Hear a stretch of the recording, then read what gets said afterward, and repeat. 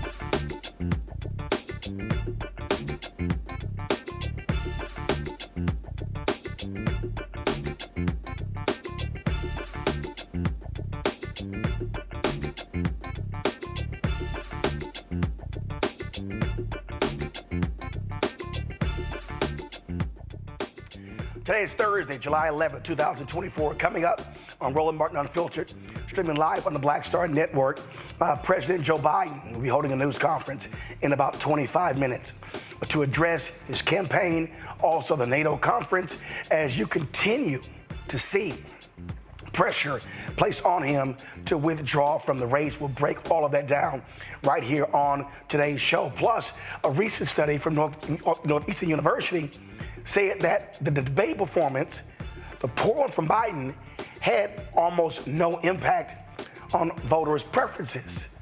But it was the Democrats' reaction to the debate has changed the game. Lots we're gonna break down. It's time to bring the funk on Roland Martin Unfiltered on the Black Star Network. Let's go. He's got it. Whatever the miss, he's on it. Whatever it is, he's got the scoop, the fact, the find. And when it breaks, he's right on time and it's rolling. Best believe he's knowing.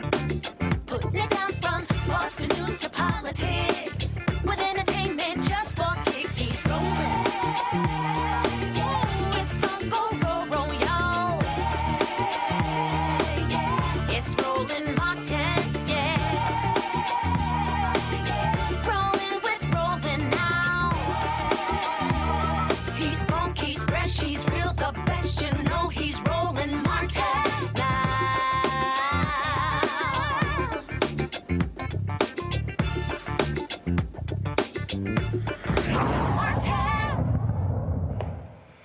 Two weeks ago today, President Joe Biden had an awful debate against Donald Trump in Atlanta.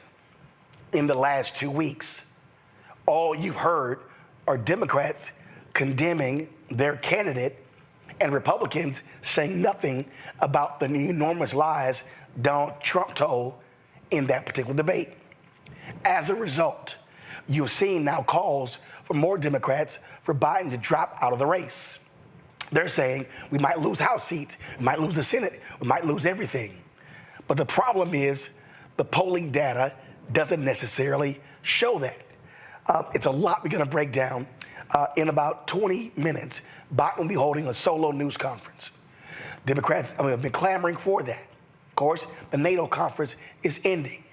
He's facing calls from a wide variety of folks, especially donors, to get out of the race. The question is that smart? Joining me right now, Lori Daniels Favors, Executive Director of the Center for Law and Social Justice at Medgar Evers College. Joining me from Brooklyn, also Sirius XM radio show host. Lori, I'll start with you before I go to my panel, and that is this here. I've never seen the level of self-destruction in a political campaign. You have Democrats who are reinforcing the biggest negative against their candidate, or Republicans fully have accepted a convicted felon who lied in the debate, and they're sitting here saying, y'all go right ahead. What do you make of the insanity of the Democratic Party? Unfortunately, Roland, I share your incredulity about the whole situation. But for me, this has very little to do with Joseph Biden and much more to do with the very reality that Vice President Kamala Harris might be close to inheriting or sitting in the seat of president than a lot of people wished. And what we're seeing is not the base of the party coming out and demanding that Biden step down, the voters who actually participated in the primary. We're not seeing the poor come out and that Biden step down. You're not seeing Black Americans, either men or women, demand that he step down. Latinos expanded their reach and an appreciation and commitment to voting for Biden. So I think at this point, we can look at who is making these demands. These tend to be very wealthy white men who are from very particular political camps, who have a lot to gain if there is a Trump presidency and all the chaos that will bring with it. So I'm just hoping. I saw Chris Matthews today did an interview, and he was talking about the fact that Joe Biden is kind of built for people to underestimate him. He's not necessarily part of the elite as we tend to think of. I mean, he's more elite as compared to my community, for sure. But for him, being a part of the working class and sort of making that a part of his identity, he sits in that space, but then he's also, in some ways, a bit of an outsider. He was not the natural successor after he served faithfully as Barack Obama's vice president, something that most white men, I think many of us were shocked to see an older white man exhibit that level of deference and commitment to fulfilling that Black black man's vision, which was a beautiful thing. And then he was passed over for Hillary Clinton. And what we're seeing is a lot of folks from the Clinton camp. We're seeing a lot of folks who are making a lot of demands in the face of absolute facts. Like, how about the fact that the Republicans and the Heritage Foundation have all, since June, they've been saying since 2 days after the debate, if the Democrats tried to remove Biden off the ticket, got the lawsuits already. And whoever this mythical person would be who would replace Joe Biden, what's their ground game? Who are they? And how on earth are you going to be able to galvanize people around that person? Because I'm assuming if they're going to make this a thing, I do not see them pointing to Kamala Harris, Vice President Kamala Harris. And again, I think a lot of this has much more to do with the fact that a black woman is this much closer to the presidency. And by this much closer, I mean in the debate, Joe Biden's humanity was on display. The morality of that man was on display. And yet his ability to be one of the most successful presidents as it pertains to legislation. And quite frankly, Joe Biden was not my candidate. He was not somebody that I was going for in 2020. I ultimately did because I needed to not have Trump in office. But he's been a damn good president by like many objective measures. And so the only people who benefit from this are the Democratic elite who aren't even, they don't have a plan beyond let's replace him and get someone on the ticket because we don't think he can win. Well, you had your chance. That's what the whole primary process was for. He got over 80% of the vote in the primary. Some people did run against. Heard folks say, well, those weren't serious candidates. Well, let's, put our grown-up pants on. This is what it is. People made decisions about whether or not they were going to run or not. This is the candidate that the voters are galvanized around. And at this point, I don't have people calling into my show at Sirius saying they want Joe Biden to step down. I have people calling into my show at Sirius saying, what the hell is going on and why are they ruining this for everybody? Let me do this here. There's an issue with your microphone, Lori. So let's see if we can get that handled, because it sounded like it was a wind tunnel. So if y'all can handle that for me. Let me bring in my panel right now. Lauren Victoria Burke, Black Press USA, out of Arlington, Virginia. We have, of course, Dr. Greg Carr, Department of Afro-American Studies at Howard University. Also, Christopher Boozy, CEO of Spoutable out of New Jersey. Let me go to Christopher. Christopher, you've been tweeting about this, and you keep saying the numbers don't lie. You keep saying that Biden can win. Explain that. Hey, Martin. And I share Lori's frustration in this because it's insanity. Yes, not only he can win, I think he can win and do better than he did in 2020. The numbers, look, everyone is basing all of this chaos over polls that are garbage. I'm just going to say it like it is. They're garbage polls. The methodology behind these polls are garbage. They're not accurate, and the media is still touting the polls because it drives a narrative. Okay, so let's break it down. First off, Biden, in terms of on the ground, is doing extremely well. I talk to reporters who are covering the campaigns. I talk to people who are I talk to people who are actually interacting with voters, and they all say, the voters are energized. They can't wait to vote for Biden. The debate was not really an issue. Yes, people were a little concerned in terms of, him talking slowly, what was going on. But they were not saying, hey, he should step aside. They were not saying, hey, he should be replaced or anything like that. Now, these are voters on the ground. So the first thing for me when I look at if a candidate going down is one, what kind of support are they getting in terms of their donors? When I mean donors, I'm talking about small grassroots donors.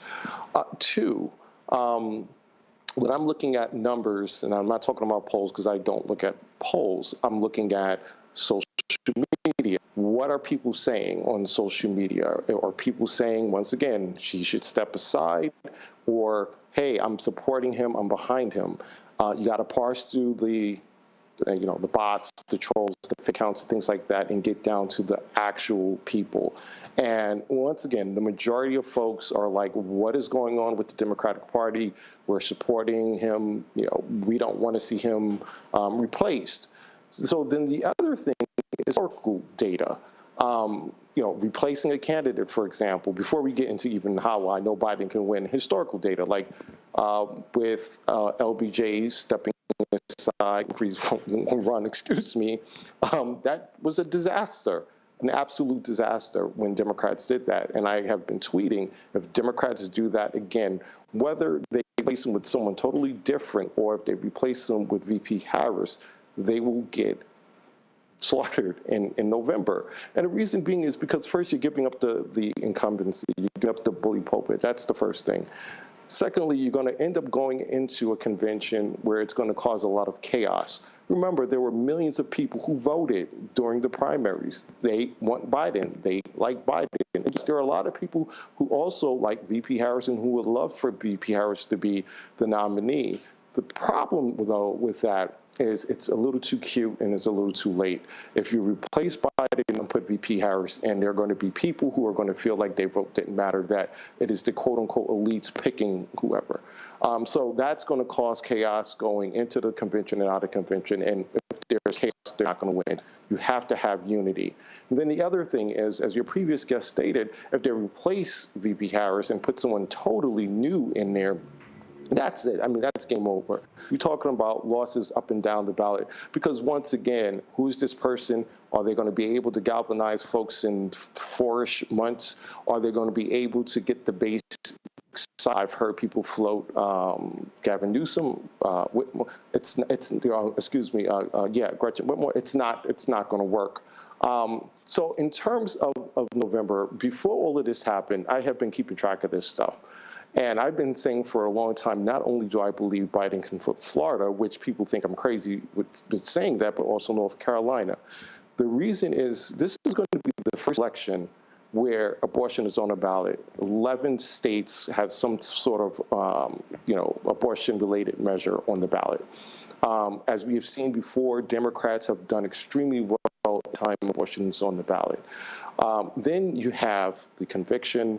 You have the 2 impeachments, you have the indictments, and on that you have, once again, the Supreme Court ruling immunity and the Roe v. Wade.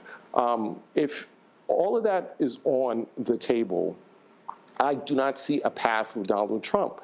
There is no path. But when you listen to the pundits, you listen to these analysts, you would think it was the complete and total opposite of that. It's just not true. Lastly, every cycle since 2016, Democrats have continuously overperformed. They overperformed in 2018. They overperformed in 2020. As we know, in 2022, when they talked about the red wave, they said, the red wave, Democrats are going to get clobbered. Not only did Democrats gain a seat in the Senate, they barely lost the House, where it was predicted that they were going to lose 20 to 30 seats. And then across the country, they also did well in state, local races, government, shit like that. So this is going to be the very first election, presidential election, where we have abortion on the ballot. And I do believe that is galvanizing people, especially obviously women, like we've never seen before. So once again, I agree with the previous, and I share the same frustration that Democrats are actually hurting themselves by all of this. Yeah. Public, it's not. So, Lauren Victoria Berg, here's a perfect example. So, a poll came out today regarding Latino voters. Go to my iPad, Henry. Matt Barreto, one of the top pollsters. It's 53-36, Biden over Trump. But this is what he said. He said that Biden can increase his advantage from plus 70 to plus 30 among Latinos if he do several things. Here's the thing that I keep saying, Lauren. It's July 11th. The election is not July 12th. So when I'm watching these folks who are saying, oh my God, there's no path to victory, you literally have 117 days to actually change the game. So I don't understand the logic of the donors and these analysts and podcasters and Axelrod and others when the Washington Post poll today shows it's tied. What the hell? It shows that it's tied. I think that what you're seeing is sort of a lack and a reluctance of certain quadrants within the Democratic Party to finally get off the stage. I think the Clinton crew is still sort of in there wanting to be something. 100 days is really not a long period of time, I think, in a political campaign. They have 39 days to the convention. And this is problematic to have prominent people in a political party effectively destroying their presumptive nominee for the presidency of the United States in public, by the way, every night on CNN. And it's for some cases for some members of Congress showing up again and again and again on cable TV to say negative things about the presumptive nominee of your party. If you think that that communication strategy, no matter how anybody might feel about anything, I can assure you that if they keep doing that, they're going to lose, not because of what happened on June 27, but in the last 14 days, but because of what happened in the last 14 days. I actually think most people out there, and in calling people and talking to members of Congress about their constituents, most people out there do not have the same ways that people do in the Beltway, or people who are standing in the White House briefing room or in the U.S. Capitol. There's a disconnect there. And when President Biden at the beginning of this week talked about elites, I think he hit the nail on the head, because there's a group in there who thinks differently from what. There's a group of elite people, frankly, who are in the media who think that everybody thinks like them. And as somebody from New York, I get it. The New York Times seems to think that everything they say is important, but most normal people are not thinking that way. It's as simple as that. There is some, in Virginia, we have a guy named Larry Sabato who did reflect in the first few days that he thought that there was going to be some distance between Biden and Trump in the polling numbers that he says he saw fairly quickly. But it does take a few weeks to figure out whether or not something like June 27 really has some resonance. And I don't know that we have the answer to that, but I'll tell you what, it's hard. I think it's hard for me to believe that a Republican Party who can't get the popular vote in over 24 years is suddenly going to get the popular vote now and this year, running a lunatic and a pathological liar as their lead candidate versus somebody who is trusted but is going through a trial and tribulation right now. It is problematic. I think the Democratic Party is making a tragic mistake. And I think there's a lack of leadership there. I think if Speaker Pelosi was there, quite frankly, she would have told her caucus to shut up by now. They are doing damage to themselves. And you have to remember, just lastly, the only members of Congress care about is their own election. That's it. Once they sense that their election will be jeopardized by the person at the top of the ticket for whatever reason, they will bail, and that's what you're seeing. And of course, the vice president is not the vice president. It's going to be interesting to see how they navigate this if they push Biden out of there, which I frankly doubt it. I think he's dug in. But if they were to do that, if it's not Vice President Harris, they're going to see some. If they're seeing rancor now, they better get ready. Greg Carr, here's the thing that people need to understand. This is not about, oh my God, Dems love Joe Biden. If you look at the numbers, they thought he was old in 2020. Right. But what happened when they went and voted? And so what I'm looking at is, after all of this rancor, it's still 46-46. Trump has a ceiling. So what it means, Democrats, get off your asses, drive your base to the polls to win. But you don't sit here on July 11th and it's like, oh my God, I don't know what's going on. I mean, this poll came out. It is hysteria driven by one side, and they've spent 2 weeks attacking their own and not spending the same amount of time going after Donald Trump. Yeah, absolutely. It makes no sense unless you don't care. I echo everything that has been said so far. What Larry said about Vice President Harris, Christopher, what you said, Brother Boozy, as it relates to these polls flying in the face of conventional logic, and of course, Lauren, exactly what you said. This is about naked self-interest. This morning, Dominic, Mastrangelo, reporting in The Hill, puts this on Obama, and I'm with him 100%, because George Clooney called Obama before he put that op-ed in the New York Times. They were at that fundraiser they had a couple of weeks ago. And according to the reporting, Obama didn't tell him not to do it, didn't tell him to do it, which sent the signal. Most of these people, like that swamp creature out of Louisiana, James Carville,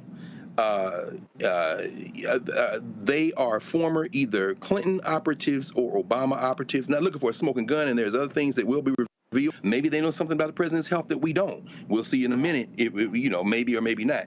But what we're seeing is Pelosi, for example, telling people in swing districts, do what you got to do to survive, but wait until after NATO. NATO wrapped up today. What we're seeing clearly is that there is an orchestration. Obama, and it's forced Joe Biden to sound a little bit like Bernie Sanders. He's waging war against the elite. Ironically, Sanders is all in for Biden, as are the voters. So I'll just end with this. The New York Times, whether they got an axe to grind, whether the Sulzbergers or whoever has got the axe to grind with Biden because he wouldn't give them interviews or whatever, when you're looking at fools like Brett Stevens on their op-ed page, you expect it from Brett Stevens or Ross Dohart, maybe even from a guy like Nicholas Kristof. But here comes, all of a sudden, Paul Krugman. Here comes these other, today's op-ed pages is another bloodbath. Nobody reading the New York Times and the Washington Post but us.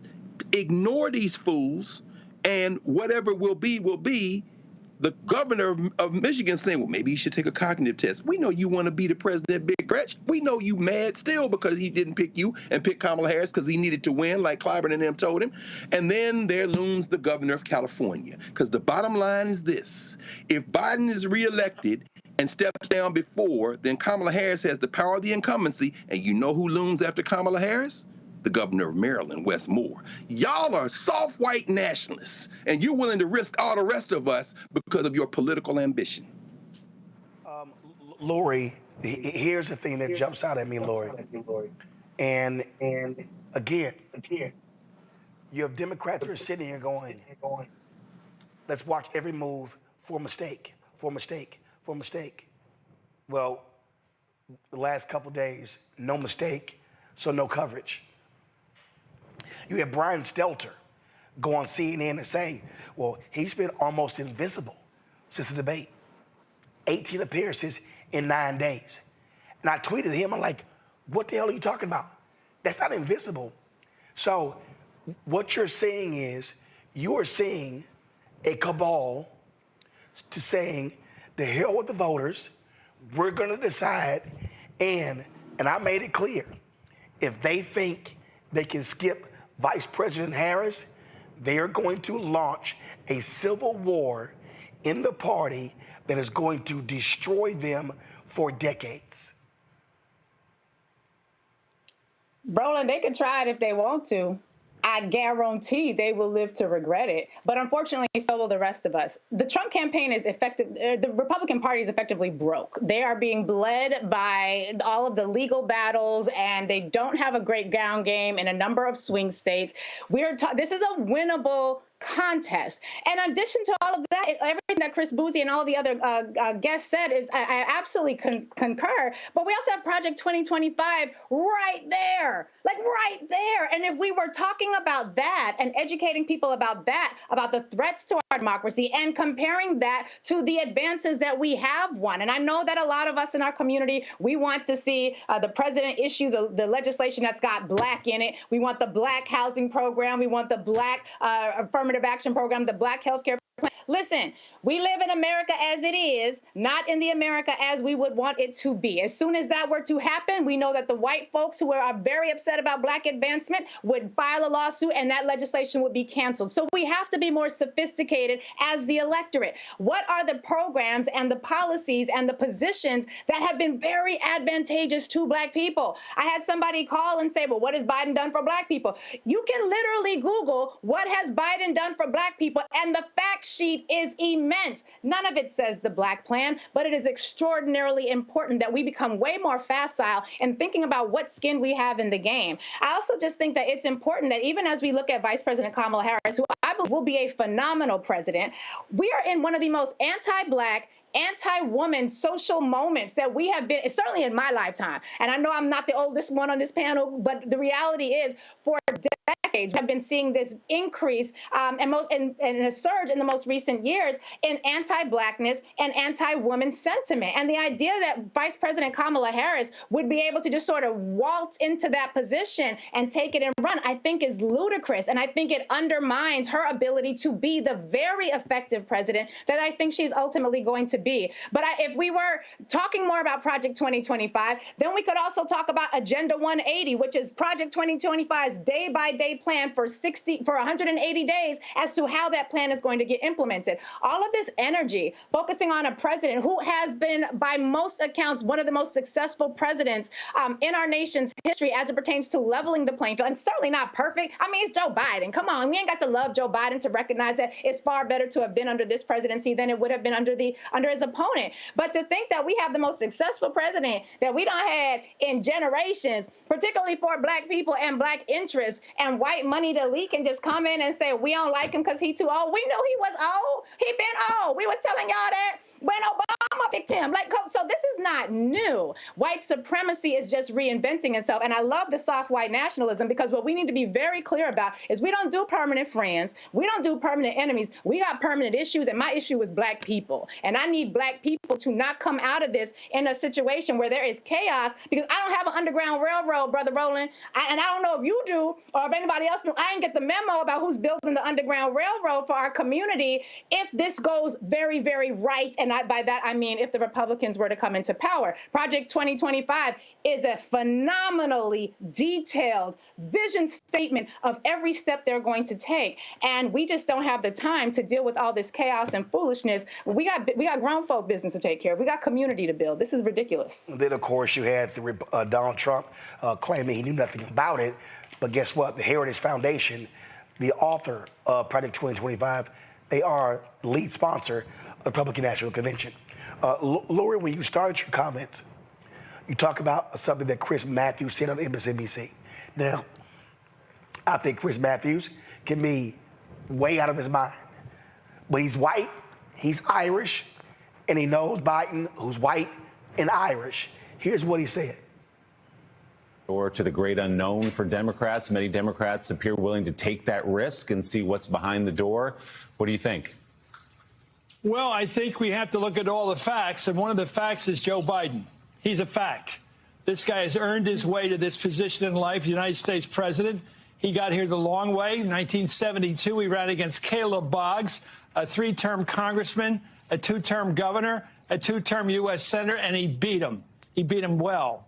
And he rode around in a car the next day and was celebrated for having pulled that upset, because he put out no television in Wilmington or Delaware. He put out literature the weekend before, delivered by volunteers, which was a brilliant piece of literature. John Martilla did it. He is a politician who's been good at it. He's been reelected every time since then in Delaware with pretty healthy majorities. In life, he lost his wife and he lost his daughter, and he found Jill. Now, who's he going to listen to, Jill or George Clooney? I'm telling you, it's personal. He's had the elite, and it's so true about the elite. He is absolutely right about the elite. Look at President Obama. He served for 8 years loyally, and yet Obama backed Hillary Clinton for president and didn't back him. But I hear he never even invited him upstairs. He had a good reason to be resentful, but he isn't. He puts up with it with the elite. But right now, he's got the poor people, he's got minorities, he's got Hispanics, he's going to put out the labor. He's going to hold that base of the Democratic Party, which he will need in November. And I'm telling you, people are going to end up rooting for him in October, because he will have a comeback. And in this elite-fashioned attack on him, they're going to pay for it. But in the end, they're going to end up voting for him. So I think Biden will be the little guy. He'll be the Democrat in this race, the true Democrat. And he's going to get people to turn for him in October. It's going to be stunning. He is not quitting. He is not. So here's the thing. So for all the panelists, it's about 6:36. We're waiting for the president to come on. So I need you to keep your comments extremely tight so I can get to them. But Christopher, the point that you just heard right there, that is this here. Democratic voters are sitting here going, listen, I know this guy.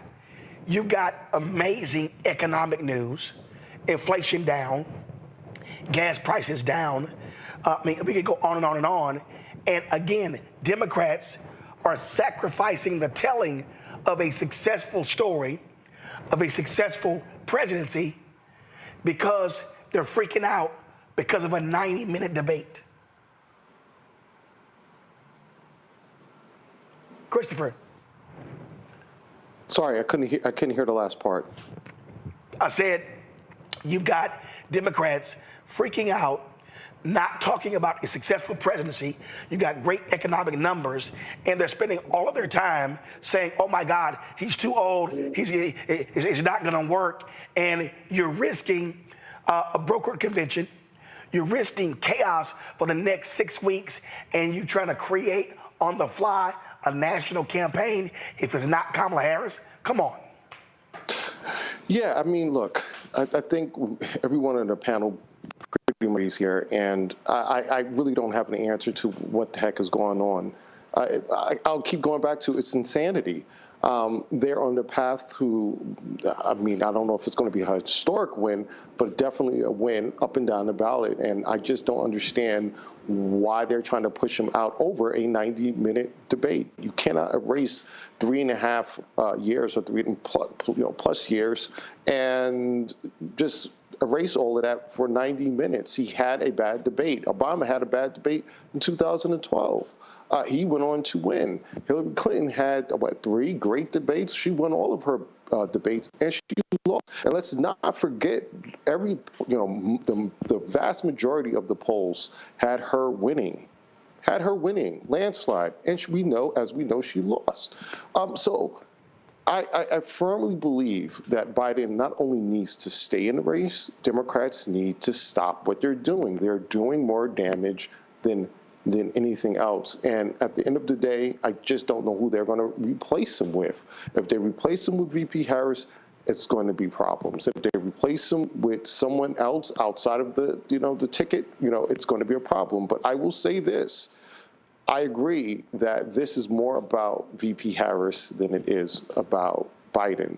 Just really quickly, if he is reelected, which I do believe he will be, unless, God forbid, something happens to him, 2 years in, that means she would ascend to the presidency. She will have 2 years. She will have the incumbency. She will be not reelected. She will be elected. Right. And then she can then be reelected. So not only she can have 8 years plus the 2 years, because he stepped down or whatever.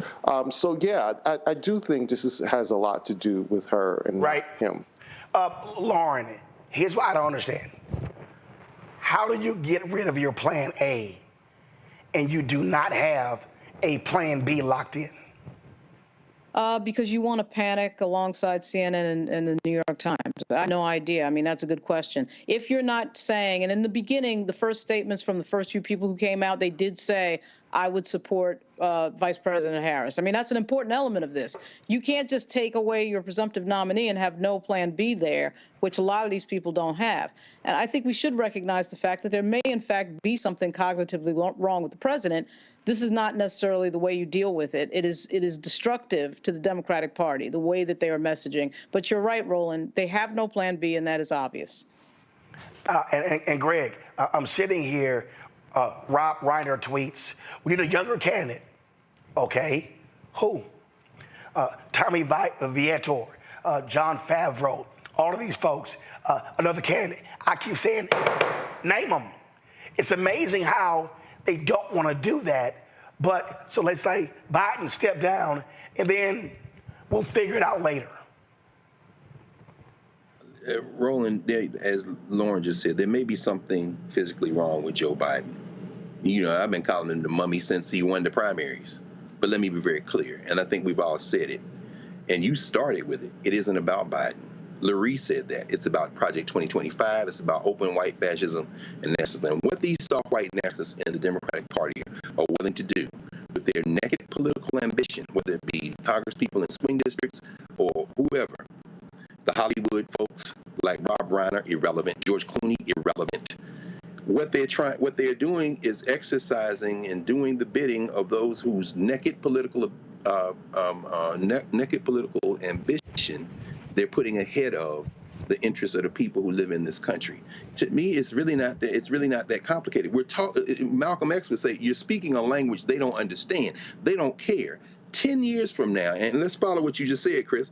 Let's say the vice president comes in, becomes the president, runs, is elected, runs, is reelected. 10 years from now, in 2034 in the United States of America, when a now 45-year-old, then 55-year-old, meaning 4 years younger than I am now, Wes Moore declares his candidacy, the electorate in this country looks very different.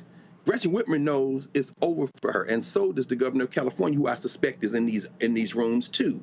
The point is this is whiteness. And it's not all whiteness, it's these tiny elites versus everybody else. And yeah, they'll be nice, nasty, and say, we support President Harris.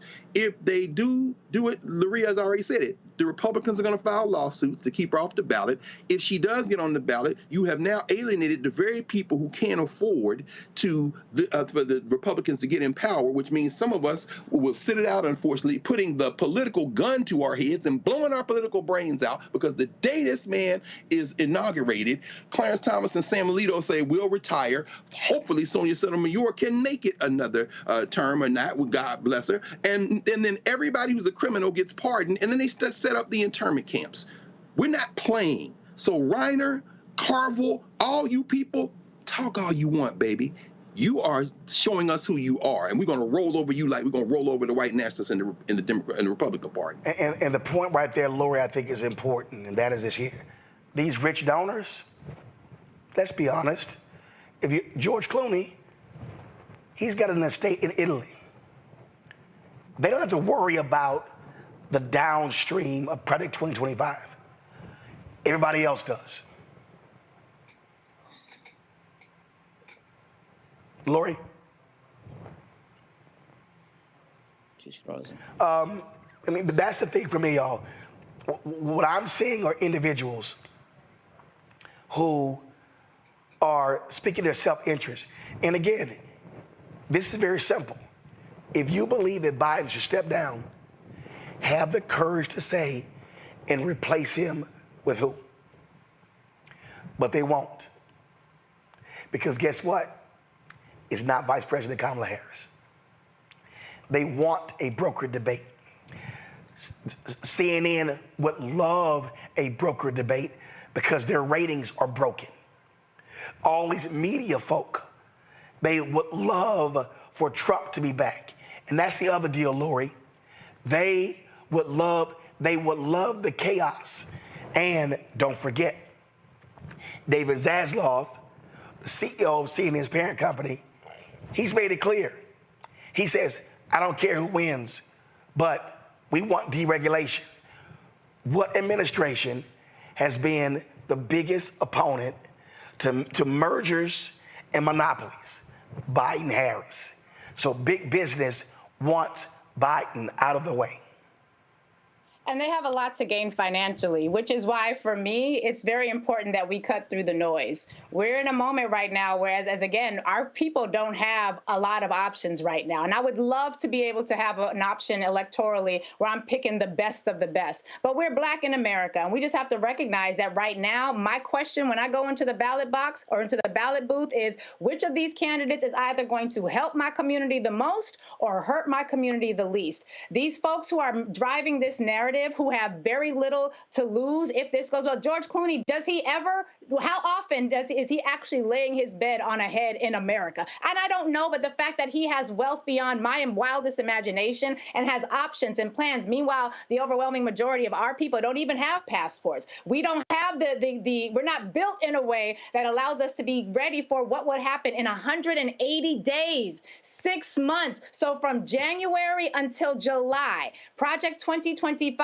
is very clear, and they are really effective at implementing oppression because all they have to do is rinse and repeat what their ancestors have done. We are trying to create an America where we can thrive, where we can have some semblance of freedom that will allow us to organize so that we can create Black liberation. But right now, what's happening with this narrative is extraordinarily dangerous dangerous. It is dangerous for us. We don't have plan Bs. The Dems who are driving this narrative damn sure don't have a plan B, which is why I hope, as problematic as Chris Matthews may be, and he is highly problematic, I do hope, and I think that what he says is very valid. And I think that we are pissing off the base. You're getting more people who were on Biden who are like, no, what, are you serious? Now I'm advocating for Biden, when as before I was merely tolerating him. So they are having some unintended consequences. I hope that we, the voters, and we, the people who are doing the work on the ground to educate the voters, will be able to cut through the noise and make sure that we get our folks on code, because I don't have an underground railroad, and I certainly don't know of anybody who can build one between now and July of next year. Lori Daniels Favors, I appreciate it. Thanks for joining us. Appreciate it. I'm going to go to a quick break. We come back. Hopefully the news conference will start. If not, we're going to share some of what Vice President Kamala Harris had to say today in North Carolina. You're watching Roland Martin Unfiltered on the Black Star Network. Fanbase is pioneering a new era of social media for the creator economy. This next generation social media app with over 600,000 users is raising $17 million, and now is your chance to invest. For details on how to invest, visit startengine.com/fanbase or scan the QR code. Another way we're giving you the freedom to be you without limits. Next on the Black Table with me, Greg Carr. Dr. Gerald Horne, a man regarded by many as the most important historian of our time. He provides us a history lesson I'm betting you've never heard before. Texas enslavers who planned to continue the conflict even after Appomattox, even after the formal surrender of Robert E. Lee. Dr. Horne talks about his new book, The Counter-Revolution of 1836, Texas, Slavery, and Jim Crow, and the Roots of U.S. Fascism. You do not want to miss this conversation. Only on the Black Table, right here on the Black Star Network.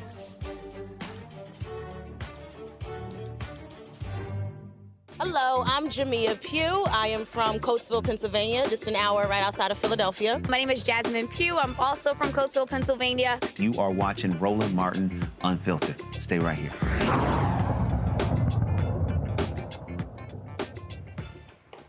All right, folks, welcome back to Roland Martin Unfiltered. We're still waiting for President Joe Biden to begin his news conference. But what we're going to do is, earlier today, Vice President Kamala Harris, she was in North Carolina for an event, and we live streamed that on the Black Star Network. And so what I want to do is I want to share some of her remarks with you. And so here is her speaking today in North Carolina.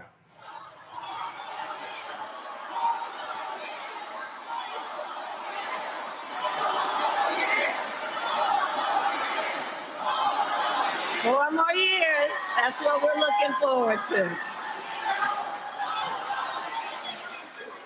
So as I was saying, this is an extraordinary community of people who have always fought for civil rights and for the rights of all people to speak when it is their turn to speak.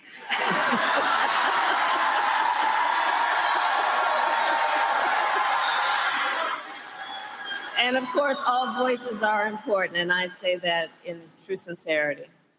But I want to talk a bit about the work of this community in the context of the civil rights movement. My parents met when they were active in the civil rights movement. They took me to those marches when I was in a stroller. And I grew up then in a community like this one, where the people who were raising us, I look at Devin, I think about my childhood. We grew up in a community of people who, when we were young, they told us literally, you are young, gifted, and Black. They taught us that we could do anything and should never be burdened by the limitations of other people to be able or not be able to see what can be. And this is that community who understands and can see what is possible unburdened by what has been. We collectively, I know, were raised and taught to understand we have a duty to serve in the fight for freedom, opportunity, and justice for all. And it is that sense of duty, not if you feel like it, duty, which guides us at this very moment. We are today 117 days out from the election. And I know many of us have been involved in these elections every 4 years, and nearly every time we say, this is the one. This here is the one. This is the one.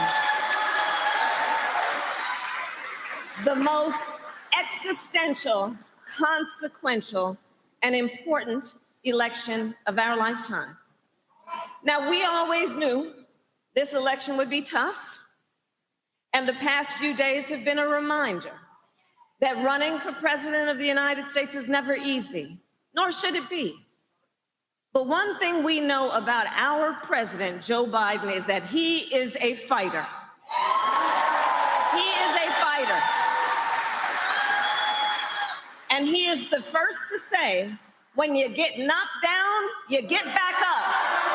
You get back up. So we will continue to fight, and we will continue to organize, and in November we will win. We will win, because we know what's at stake. And in this election, there can be no doubt who you can count on to fight for you when it counts. It's simple. President Biden and I fight for the American people. Donald Trump does not. He fights for himself. Roy talked about it. Look at the issue of affordable health care. When Donald Trump was in the White House, he tried more than 60 times, to end the Affordable Care Act, to take health care back from millions of Americans, including 3 million Black Americans, to once again give insurance companies the power to deny coverage to people with pre-existing conditions. You remember that? Remember what that was like?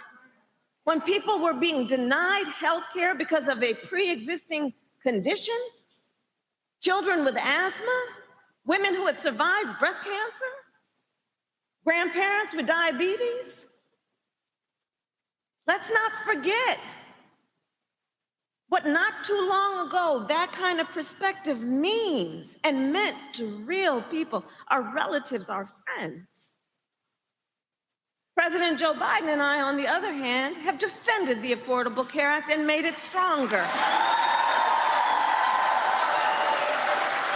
Because we know access to health care should be a right and not just a privilege for those who can afford it.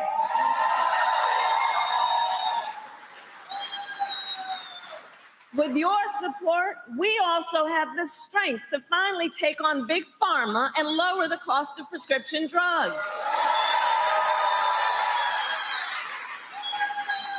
It was with the knowledge that Black people are 60% more likely to have diabetes, Latinos 70% more likely to have diabetes, that we capped the cost of insulin for our seniors at $35 a month.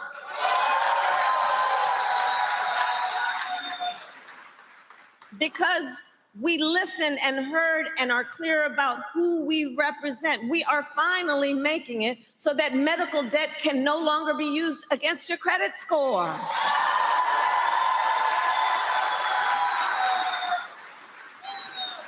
There's the issue of student loan debt. When Donald Trump was in the White House, he tried to end student loan forgiveness for public servants. Who are our public servants? Will they include our teachers, nurses, firefighters? Joe Biden, and on the other hand, Joe Biden and I, well, we have forgiven student loan debt for nearly 5 million Americans. And twice as much for our public servants. We, together with you, have also taken on the issue of gun violence, knowing the tragic reality. Greensboro, gun violence today in America is the #1 killer of the children of America. Think about that. Not car accidents, not some form of cancer. Gun violence is the #1 killer of the children of America. And Black Americans are 10 times as likely to be the victim of gun homicide. You know, over the years, you all know as a former prosecutor, over the years, I have held the hands of far too many mothers and fathers and tried to comfort them after their child was killed by gun violence, both in mass shootings and what we call everyday gun violence. So Joe Biden and I decided to prioritize this issue, and to address this crisis, we passed the first major gun safety law in nearly 30 years. A bipartisan law to strengthen background checks. We created the first White House Office of Gun Violence Prevention, which I lead. We invested $1 billion to hire mental health counselors in public schools to help heal the mental trauma of gun violence. Because far too many of our children go to school every day learning about how this could impact them in a very real way. Last fall, I did a tour speaking with Gen Z. I love Gen Z. And I'd ask them, raise your hand if you have ever had to, in schools, anytime between kindergarten and 12th grade, I'd ask them, have you had to endure an active shooter drill? And to the older adults here, I will tell you it is bone chilling when they respond. Almost every hand went up. These are very real issues. On the other hand, Donald Trump opposed reasonable gun safety reforms and cut funding for gun violence prevention. We simply know we cannot count on Donald Trump to help keep America and Americans safe, not here at home and not on the world stage. And yes, I am also talking then about national security. This week, our president, Joe Biden, is hosting more than 30 global leaders in Washington, D.C. for the NATO summit. Now, NATO is the greatest military alliance the world has ever known.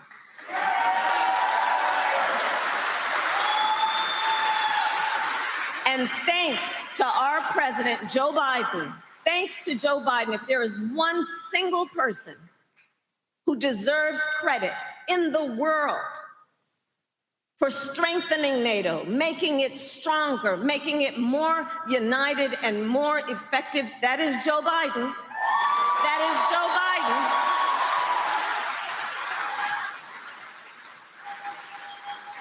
And having made it more effective, then together with our allies around the globe, we are standing up to the dictator Putin. All to ensure America is strong and Americans are safe. On the other hand, do watch, because it's not new. On the other hand, watch as Donald Trump has embraced Putin. Watch that. It's not just happening today, it's been happening. As Trump, threatened to abandon NATO and encouraged Putin to invade our allies. He even said Russia can, and I'm going to quote him now, and forgive the use of the word, but he said, quote, Russia can, quote, do whatever the hell they want. And he wants to be the president of the United States? And understand, as Trump bows down to dictators, he makes America weak. And that is disqualifying for someone who wants to be commander-in-chief of the United States of America. That is disqualifying.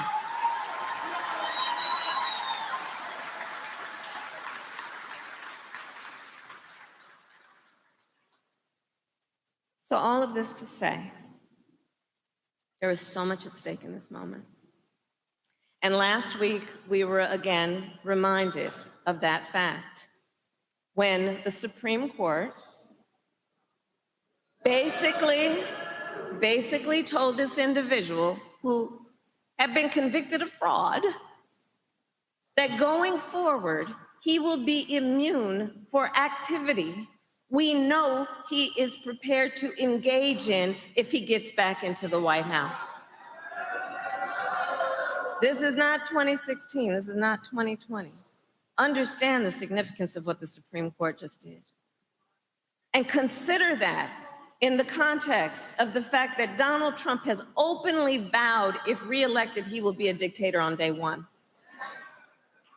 That he will weaponize the Department of Justice against his political enemies, round up peaceful protesters and throw them out of our country, and even, and I will quote, terminate the United States Constitution. Let us be very clear. Someone who suggests we should, quote, terminate our Constitution should never again have the chance to stand behind a microphone and never again have the chance to stand behind the seal of the President of the United States of America.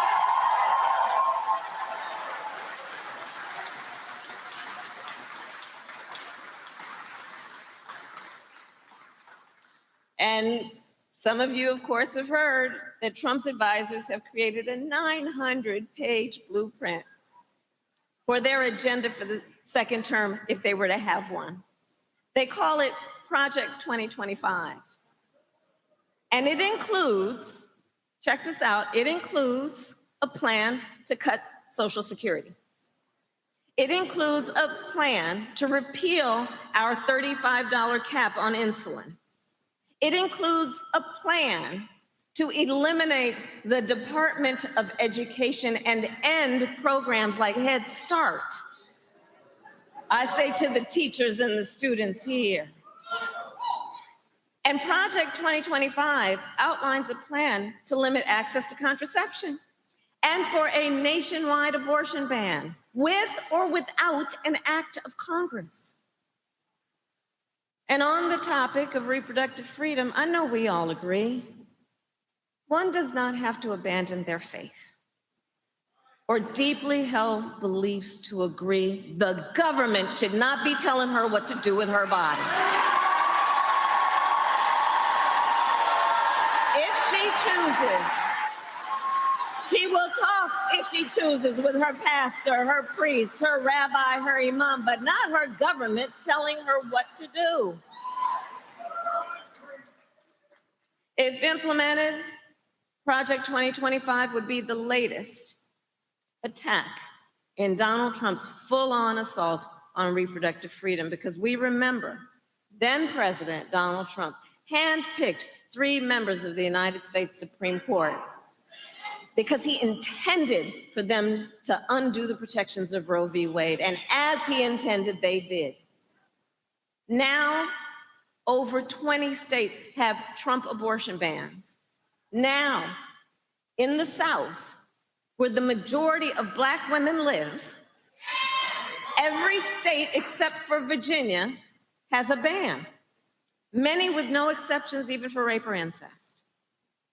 And Trump proudly takes credit for overturning Roe.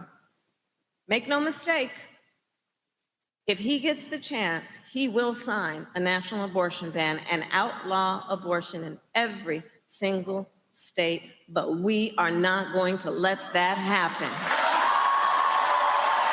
We are not going to let that happen because we have worked too hard and fought too long to see our daughters grow up in a world with fewer rights than our mothers.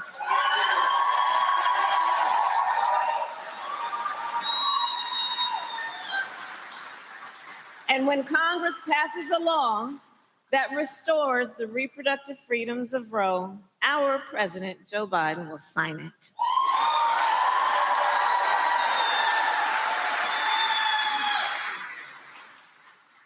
So ultimately, in this election, we each face a question. What kind of country do we want to live in? That's the question being posed to each one of us. Do we want to live in a country of freedom, compassion, and rule of law, or a country of chaos, fear, and hate? We each, and here's the beauty in this, we each have the power to answer that question. We have the power. In North Carolina, we were born for a time such as this. We were born for a time such as this. If the Supreme Court says the laws do not apply to Donald Trump, if extremists in Congress continue to bow down to him, if people like Mike Pence are not around to stand up to him, our last line of defense is the ballot box. Your vote, your voice. We, the people, have the power. So today I ask North Carolina, are you ready to make your voices heard? Do we believe in freedom? Do we believe in opportunity? Do we believe in the promise of America? And are we ready to fight for it? And when we fight, we win. God bless you, and God bless the United States of America. That was Vice President Kamala Harris today in North Carolina. We're still awaiting President Joe Biden to begin this news conference. At the conclusion of the NATO conference, we're going to go to a break. We'll be right back on the Black Star Network. On the next, A Balanced Life with me, Dr. Jackie. People can't live with them, can't live without them. Our relationships often have more ups and downs than a boardwalk roller coaster, but it doesn't have to be that way. Trust your gut. Whenever your gut is like, this isn't healthy, this isn't right, I don't like the way that I'm being treated. This goes for males and females. Trust your gut, and then whenever that gut feeling comes, have a conversation. Knowing how to grow or when to go. A step-by-step guide on the next A Balanced Life on Black Star Network.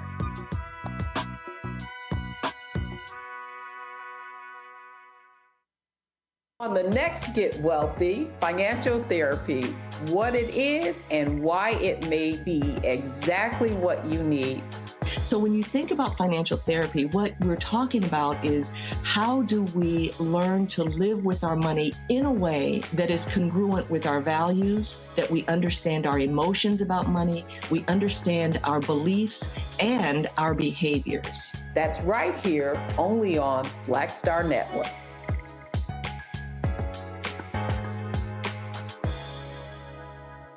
Coming soon to the Black Star Network. I still have my NFL contract in my house. Having a case. It's 4 of them, for my 4-year contract. I got a $600,000 signing bonus. My base salary for that first year was $150,000. Matter of fact, $150,000. $150,000. That's what I made. $150,000. Now think about it. My signing bonus was a forgivable loan, supposedly. When I got traded to the Colts, they made me pay back my signing bonus to them. I had to give them their $600,000 back. Wow. Yeah, I was so pissed. Because, man, I try to be a man of my word. I'm like, you, I'll give you your money back. You know, even though I know I earned that money, right. I gave them money back. I gave them $600,000 back. But yet, I was this malcontent. I was a bad guy. I'm about the money. It wasn't about the money. It was about doing right. Because I looked at, because you look at contract.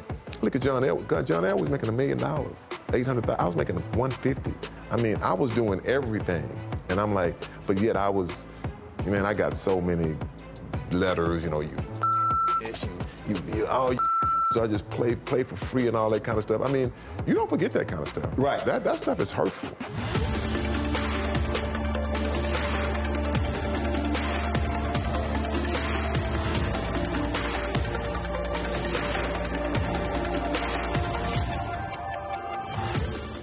What's up, everybody? It's your girl, Latasha from the A. And you're watching Roland Martin Unfiltered. All right, folks, welcome back. Still waiting for President Joe Biden to begin this news conference. Despite numerous news articles, political pundits, and calls for Biden to end his re-election campaign, a new Northeastern University study finds that the president's June 27th debate performance has had almost no impact on the voters' preferences. 94% of those surveyed who had said before the debate that they were Biden supporters said they would continue to support the president. But just 86% of those who indicated support for Trump before the debate said they would continue to do so. Now, if you listen to that and then listen to all the rhetoric afterwards, you go, what the hell is going on? L. Joy Williams, of course, a longtime activist strategist, also a Sirius XM radio show host, joins us right now. And L. Joy, just what do you make of the insanity that you're seeing among Democrats trying to get Joe Biden out of the race? No plan B, nothing about Vice President Kamala Harris, and they are creating dissension in July when the election is less than 120 days away. It's absolutely reprehensible to watch this unfold, because this is an issue of media making. Right, is that it's something for pundits and, cable news talking heads to continue the conversation on, instead of paying attention to the political landscape and what is happening around us, who is on the opposite side. And instead of focusing on that, they need something else to drum up viewership. Right? Because if we can keep a speculation that there may be some drama at the convention, then that means more people will be tuned in and will watch our channels to see if there's drama at the convention. Our ad sales and all of that stuff will go up. That literally is what I believe this is all about, because it's not as if there's some huge mass of voters or of Democrats calling for Biden to step aside. Out of the 200 or something, the 300, both from the House, the Senate, and other leadership, I think with the last count was like 9 or 10. Right? And some of who are not even in a position on a federal level to make that decision. And so at this point, I believe that Biden is doing the right thing, which is I ran for the American people, and I'm going to continue to hear from and speak to the American people. And as you pointed out, none of this is swaying people from supporting him. And, the question I really have, besides they have no plan B and skipping over the vice president, is if we were actually in the streets doing the work that we need to be doing in order to win, then I would have maybe a little bit more sympathetic ear to people who are bringing up this concern. But we're not. Those donors that have the concern, how much are you investing in supporting the organizations that need that money now so that they can continue to be on the doors and on the phones and engaging people? That is the work that we need to do to win. And all of this conversation and talk and releasing statements and letters and everything, having serious concerns, take your serious concerns and get out in the street and actually do some work. Christopher Boozy, L. Joy made a point there about infrastructure. Let's be clear. Right now, Biden-Harris has about 1,000 staffers, 100 field offices. If Joe Biden drops out and you don't pick Vice President Kamala Harris, you can't transfer those assets to other candidate. You can't transfer the money. So you have an infrastructure problem if you don't go with Vice President Harris. I don't understand how these people don't realize that. Once again, it's insanity. Legally, you can't transfer the money because that money is for the Biden-Harris ticket. So legally, they can't. And as you pointed out, the infrastructure on the ground, if you replace both and you try to plop 2 new people in there, it's virtually impossible to be able to then set up a ground game and be competitive in November. And let's not forget who I don't know who this magic person or persons will be, but they're going to have to then introduce themselves to the American public. And just because someone may be popular in their state does not mean they're going to be popular nationally. I mean, we saw that with Ron DeSantis. You know, he was supposed to be the person to take on Trump, and that fizzled out pretty quickly. So, you know, I really honestly don't understand what these folks think they're going to be able to do in terms of pulling Biden out and putting somebody in. It doesn't work that way. And one other thing, Roland, that's that's been driving me also crazy about this whole thing. Let's pretend we could do this, right? Let's pretend that we could take whoever and put them and replace Biden and Harris. How are they going to get that person or that ticket on every ballot? It's not going to happen. It's basically too late. And we talked about that a bit earlier, but there will be legal changes, and more than likely that candidate will not be on every ballot. L. Joy, here's something else that I'm just sitting here like. I saw this story the other day. Here we go to my iPad. You got New York Democrats, your state. Oh my God, we might lose New York. What the hell? These blue states, are you trying to tell me? And all of a sudden, Donald Trump is going to win Minnesota. He's going to win New York State. He's going to win Illinois. And if he does, it is because of a failure of leadership and work. The reason why we lost a congressional seat is a lack in the failure of the governor at that time to really invest in redistricting efforts.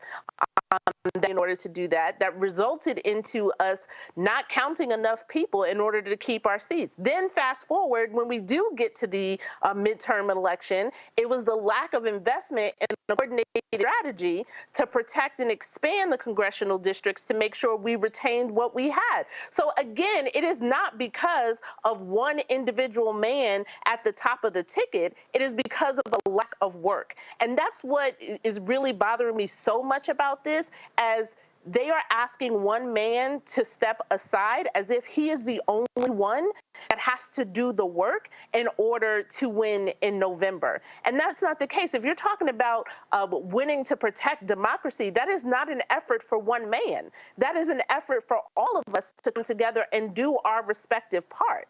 And so Biden is doing his part, right, in carrying the banner. Harris is doing her part in carrying the banner for the party. And we need everybody else to do their part.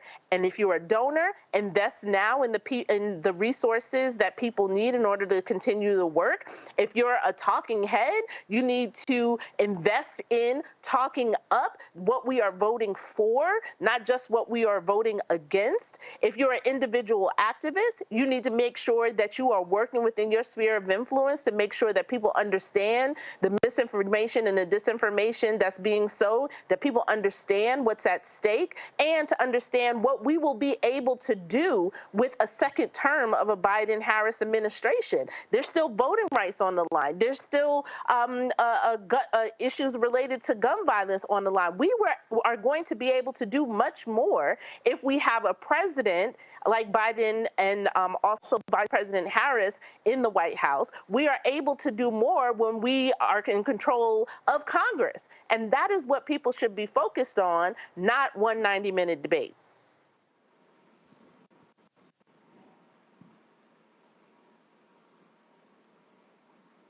Lauren, on that point there, I mean, you're seeing these blue stuff. You take New Hampshire, okay? So the folks in New Hampshire are still caught in their feelings because the primary was changed. Well, I'm sorry. You don't have the right to be first in the nation and say screw everybody else. Yeah. And so this is the childishness that we're seeing in the country right now. Yeah, pretty much. How you doing, El Joy? I'm from New York. I was born in the Bronx. There's no way that the Republicans are going to win New York. That's not going to happen. It just shows you the mania that El Joy already pointed out in the media on this topic. There's just a lot of strange things going on. I think certainly the media is in a failed business model, as you had mentioned before, Roland. They want Donald Trump in there to make money. I don't care what anyone says. I'll never be able to prove it, but everything that they do is to get him into office, to drive excitement, to drive traffic to these websites, and to drive attention. And I cannot believe that it's just an amazing coincidence that they just happen to be doing everything under the sun, and particularly the New York Times and CNN, to drive excitement and controversy, and it just happens to all go in the direction of their bottom line in terms of web traffic.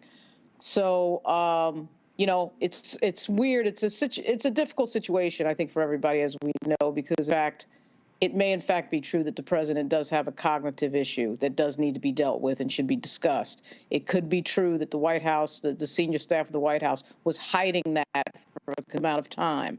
Those things do need to be confronted.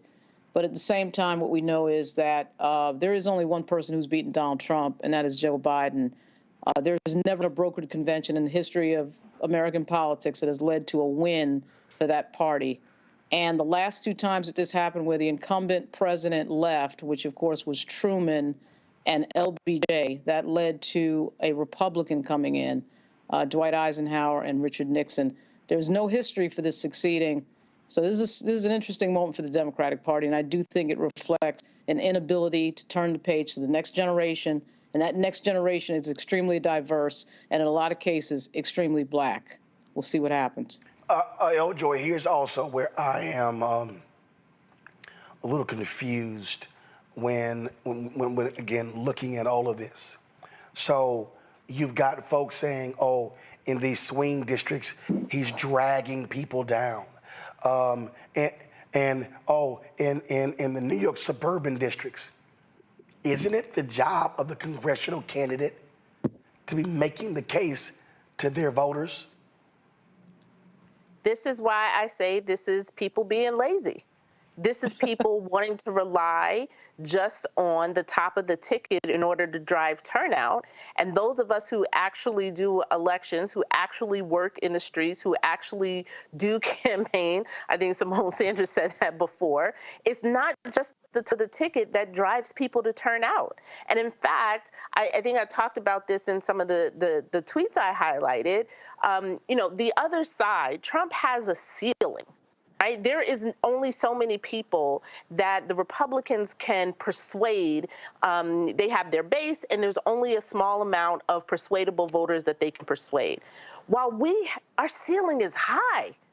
All we have to do is go out and engage with people and talk to them about not only what's at stake, but what we can do. It's important that next piece is added, because we can't just do the fear of, Project 2025, which is important and it should be part of our, messaging. But we also have to talk about what we can do, and our ceiling is much higher. We're persuade so many more, not only to vote for the ticket, but also to turn out in general. And for a lot of these races that you are mentioning in swing states and swing districts, it's that 2-3% of people who are infrequent voters. That's all we need to do.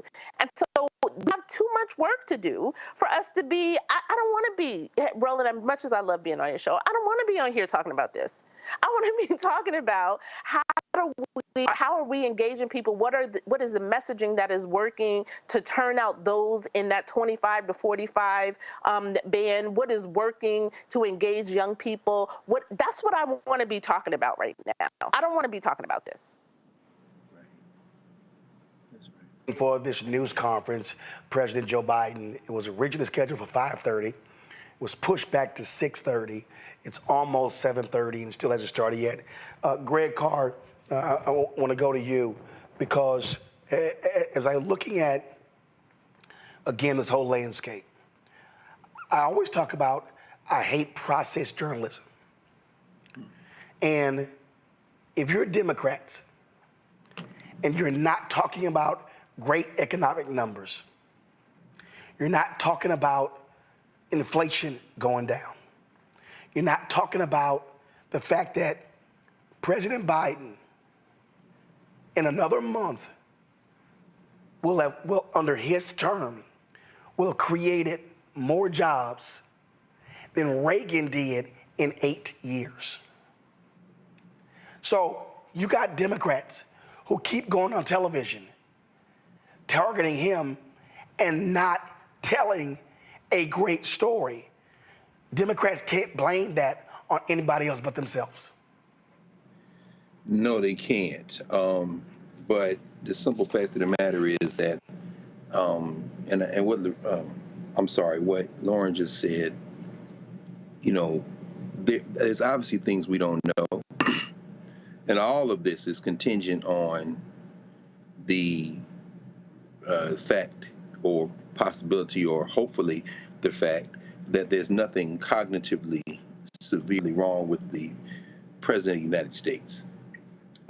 Hopefully this is just NATO spilling over or something. Not that that will mollify the sharks. They're already on social media talking about the big boy press conference, blah, blah, blah. But let's set that aside for the moment and hope that there won't be something revealed that will all have us say, oh, damn. Let's just hold that, because we started that conversation, if you remember, when we were there for the coverage of the debate. And hey, Eljo, it's good to see you as always, sis. You and Larita seen her earlier here. Greg, I got to stop you right here. President Joe Biden is coming out for this news conference. Thank you. Please be seated. Well, good evening. We just concluded this year's NATO summit, and the consensus among the members was it was a great success. It was especially momentous because it represented the 75th year of the most important military defense alliance in the world's history of the world. We should never forget that NATO grew out of the wreckage of World War II, the most destructive war in history. The idea was to create an alliance of free and democratic nations that would commit themselves to a compact of collective defense. Standing together, they knew we'd all be safer. An attack on one would be treated as an attack on all. And it's worked because a would-be aggressor knows if they attack one of us, they'll be attacked by all of us. Sending that message is the best way to deter aggression and prevent wars in the first place. For those who thought NATO's time had passed, they got a rude awakening when Putin invaded Ukraine. Some of the oldest and deepest fears in Europe roared back to life because once again, a murderous madman was on the march. But this time, no one cowered in appeasement, especially the United States. We collected intelligence that Russia was planning to invade Ukraine months before the invasion. I directed the intelligence community to be a significant amount of intelligence be declassified so I could start building an international coalition to oppose the invasion. Then in February, some of you remember, I warned the world that the invasion was imminent. I rallied a coalition of 50 nations from Europe to Asia to help Ukraine defend itself. Many foreign policy experts thought, as Putin amassed Russian forces just 100 miles north of Kyiv, the capital of Ukraine, but Putin thought it was the mother home of Russia. The capital would fall in less than a week. But the Ukrainian people, backed by a coalition to help build, stopped them. Today, Kyiv still stands, and NATO stands stronger than it has ever been. During the week of this summit, several heads of states made it a point in their statements to thank the United States and to thank me personally for all that NATO has achieved. NATO is not only stronger, NATO is bigger because we led the charge to bring in Finland and Sweden into the alliance, and it makes a gigantic difference. Excuse me. Meanwhile, my predecessor has made it clear he has no commitment to NATO. He's made it clear that he would feel no obligation to honor Article 5. He's already told Putin, and I quote, "Do whatever the hell you want." In fact, the day after Putin invaded Ukraine, here's what he said. It was genius. It was wonderful. Some of you forgot that, but that's exactly what he said. But I made it clear, a strong NATO is essential to American security. And I believe the obligation of Article 5 is sacred. And I would remind all Americans, Article 5 is invoked only once in NATO's long history, and that was to defend America after 9/11. I made it clear that I will not bow down to Putin. I will not walk away from Ukraine. I will keep NATO strong. That's exactly what we did, and exactly what we'll continue to do.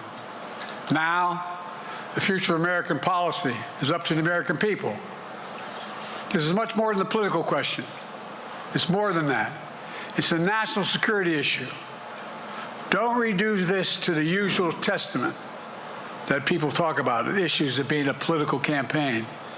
It's far too important. It's about the world we live in for decades to come. Every American must ask herself or himself, is the world safer with NATO? Are you safer? Is your family safer? I believe the American people know the answer to all those questions is yes. And I believe the American people understand that America is stronger because of our alliances. I believe the American consensus from Truman to Reagan to me still holds today. America cannot retreat from the world. We must lead the world. We're an indispensable nation, as Madeleine Albright wrote. Now let me turn to three other key issues. Just this morning, we had a great economic report showing inflation is down. Overall prices fell last month. Core inflation is the lowest it's been in 3 years. Prices are falling for cars, appliances, and airfares.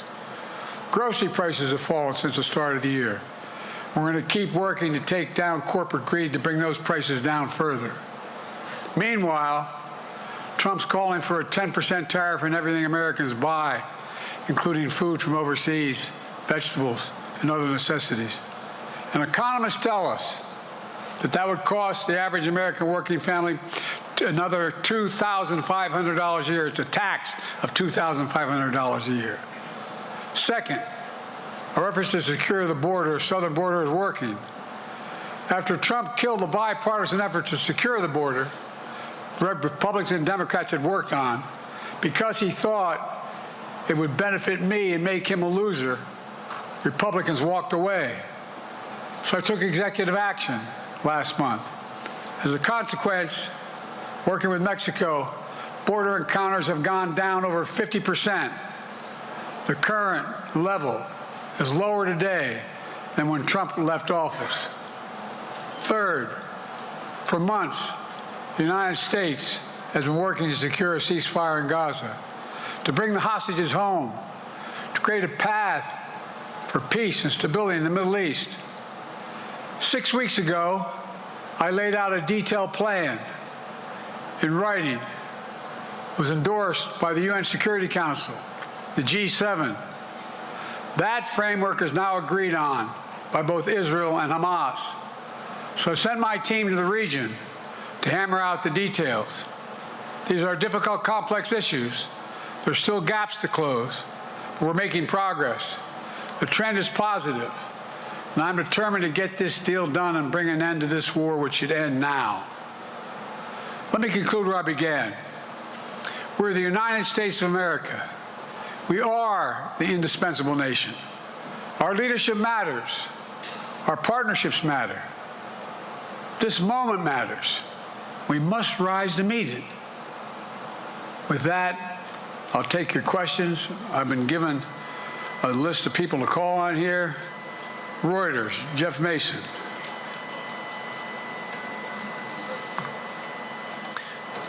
Mr. President, your political future has hung over the NATO summit a little bit this week. Speaker Pelosi made a point of suggesting that your decision on whether to stay in the race was still open. George Clooney and a handful of lawmakers have called on you to step aside. tonight that UAW leadership is concerned about your ability to win. UAW just endorsed me, but go ahead. Thank you. My question is incorporating these developments into your decision to stay, and separately, what concerns do you have about Harris's ability to beat Donald Trump if she were at the top of the ticket? Look, I wouldn't have picked Vice President Trump to be vice president, but I think she was not qualified to be president. So let's start there. The fact is that the consideration is that I think I'm the most qualified person to run for president. I beat him once, and I will beat him again. Secondly, the idea, I served in the Senate a long time. The idea that senators and Congress running for office worry about the ticket is not unusual. And I might add, there are at least 5 presidents running or incumbent presidents who had lower numbers than I have now, later in the campaign. So there's a long way to go in this campaign. And so I'm just going to keep moving. Because look, I got more work to do. We've got more work to finish. There's so much, we made so much progress. Think about it. Think about where we are economically relative to the rest of the world. Name me a world leader who wouldn't want to economy. We've created over 800,000 manufacturing jobs, 1.5 million jobs. I mean, so things are moving. We got more to go. Working class people still need help. Corporate greed is still at large. Their prices, the corporate profits have doubled since the pandemic. They're coming down, and so I'm optimistic about where things are going. Danny Kemp, AFP. Thanks. Thank you, Mr. President. I wanted to ask you about you mixed up Presidents Zelensky and Putin earlier today. And you now have sort of your key allies, including the British Prime Minister, the German Chancellor, having to step in and make excuses for you on that. And officials here are saying off the record that your decline has become noticeable. Hasn't this become damaging for America's standing in the world? Thank you. Did you see any damage to our standing in my leading this conference? Have you seen a more successful conference? What do you think? And the Putin piece, I was talking about Putin, and I said, and now, at the very end, I said, here, I mean, Putin, I said, oh, no, I'm sorry, Zelensky. And then I added 5 other names. Look, guys, the idea anybody suggests that we haven't had an incredibly successful conference. How many times did you hear in that conference, I know it sounds too self-serving, but other leaders, heads of state, in thanking me, saying the reason we're together is because of Biden. Biden did the following. Look, folks, this is, well, anyway, I thought it was the most successful attend in a long time, and find me a world leader who didn't think it was. Next one, Nancy Cordes, CBS. Thank you, Mr. President. You mentioned other instances in history where presidents have faced a challenge, but what makes this moment in history so unique is that it is not your enemies who are calling on you to reconsider your decision to stay in the race. It's your friends, supporters, people who think you've done a great job over the past 4 years. Have you spent time thinking about what it would mean for your legacy, which you've worked decades to build, if you stay in the race, despite the concerns that voters say they have, lose to someone who you yourself have argued is unfit to return to the Oval Office? Well, look, I'm not in this for my legacy. I'm in this to complete the job I started. As you recall, understandably, many of you and many economists thought my initial initiatives that I put forward, can't do that, it's going to cause inflation, things are going to skyrocket, the debt's going to go up. What are you hearing now from mainstream economists? 16 economic Nobel laureates said I've done a hell of a job. That under my plans so far and what's going to happen in the future if I'm reelected, we're going to get much better. Our economy is growing. I was determined when I got elected to stop the trickle-down economic theory, that if the wealthy did very well, everybody else would do well. My dad was a well-read. I don't remember much trickling down on his kitchen table. Middle-class people and working-class people need help. And so what happened is I decided to was able to implement as president what I believed when I was a senator. And that is that the way to build this economy is from the middle out and the bottom up. That way we grow the economy. And the wealthy still do very well. They do fine. And guess what? Mainstream economists have said we haven't done well. What have we not done that isn't working right now? And so we got more to do, though. We got to finish the job. And by the way, I come from the corporate state of the world. Delaware has more corporations, registered in Delaware than every other state in the nation combined. I'm not anti-corporate, but corporate profits have doubled since the pandemic. Doubled. It's time things get back in order a little bit. It's time, for example, if I'm reelected, we're going to make sure that rents are kept at 5% increase. Corporate rents for apartments and the like and homes are limited to 5%. We're going to make a lot of changes that I've been talking about because we're going to continue to grow this economy. And by the way, remember how I got so roundly criticized for being so pro-union, not labor, union. Well, guess what? I've been the most pro-union labor president in history. Not a joke. And guess what? We had the Treasury Department do a study. When unions do better, everybody does better. Everybody does better. And we talk about how, for example, remember when we talked about getting the computer chip industry back in the United States? Used to be 40% of the industry. We invented the chip. 40% of the industry was in the United States. And former presidents decided that the best way to do it is find the cheapest labor in the world, send the product over there and import what the product was. And so what did I do? I was told not to go over to Asia, including Europe, but Asia. And I remember going to South Korea, convincing them to invest $20 billion in the United States to build computer chip factories. And I asked why when they finally decided to do it. And the answer was because you have the safest economy in the world and you have the best workers in the world. So the whole idea here is we've invested, there's over $50 billion in investment in computer chip manufacturing just coming into being. None of you thought that would happen. None of you thought that would happen. But it's happening. It's happening. It's going to grow economies. All three, and by the way, red states and blue states. Matter of fact, there's as much in red states as blue states. I've made no distinction. So my generic point is that the idea that we can't continue to build and grow the economy, make it fairer.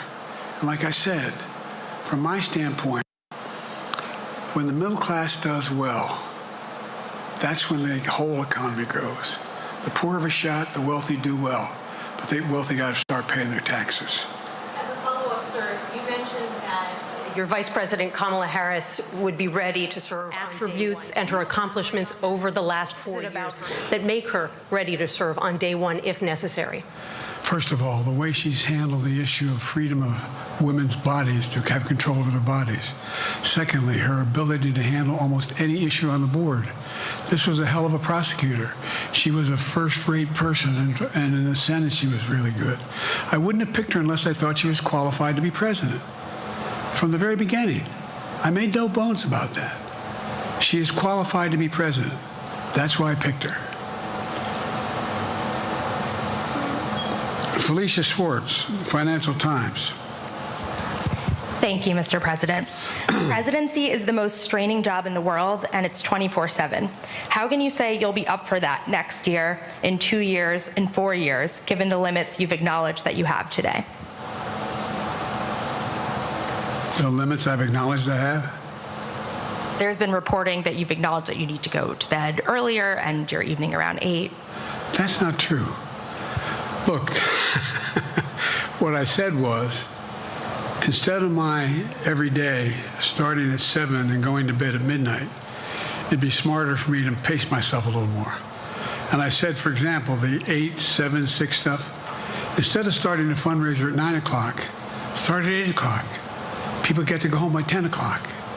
That's what I'm talking about. I'm not talking about, and if you looked at my schedule since I made that stupid mistake in the campaign, in the debate, I mean, my schedule has been full bore. I've done, where's Trump been? Riding around in his golf cart, filling out his scorecard before he hits the ball? I mean, look, he's done virtually nothing. And I have, I don't know how many, don't hold me to it, roughly 20 major events. Someone with thousands of people showing up. And so I just think it's better. I always have an inclination, whether I was playing sports or doing politics, just to keep going, not stop. I just got to just pace myself a little more. Pace myself. And the next debate, I'm not going to be traveling into 15 time zones a week before. Anyway, that's what it was about. That's what it was about. And by the way, even with that, I love my staff, but they add things all the time. At the very end, I'm catching hell from my wife for that. Anyway,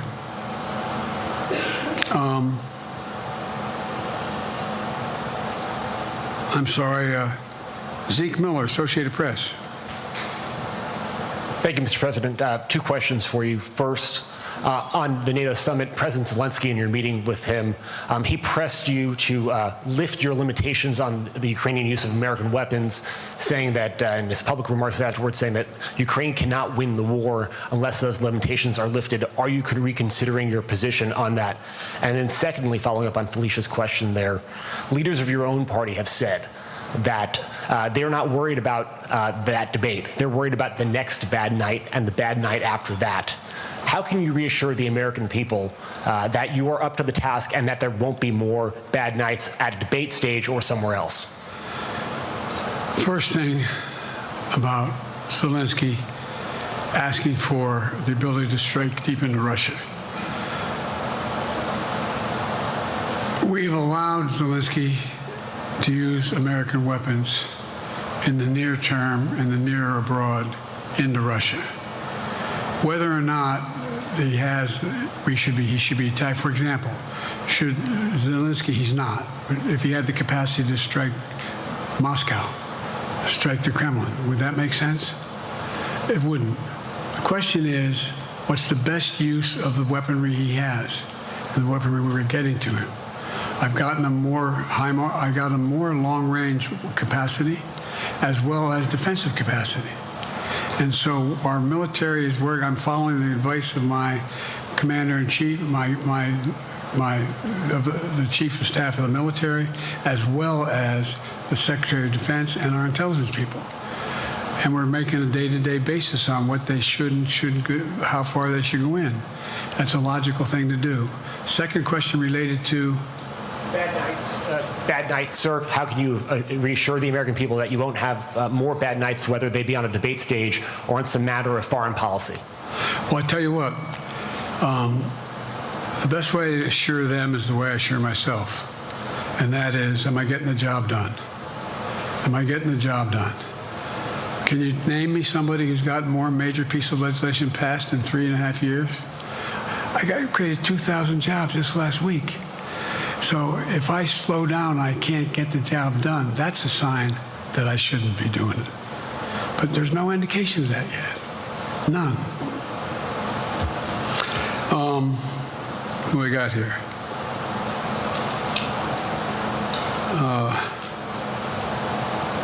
Merrick, Pulaski Radio. Thank you, Mr. President. How are you? I'm well. The elections in the US have consequences around the world.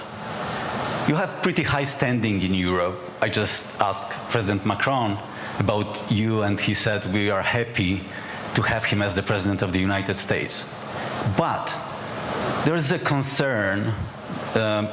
Many people in Poland and across Europe are worried that the former president may win the election. And there's a lot of concern that Donald Trump may weaken NATO, stop supporting Ukraine, or push Ukraine to give up territories to Russia. They're correct. And yourself was warning just a few minutes ago about it.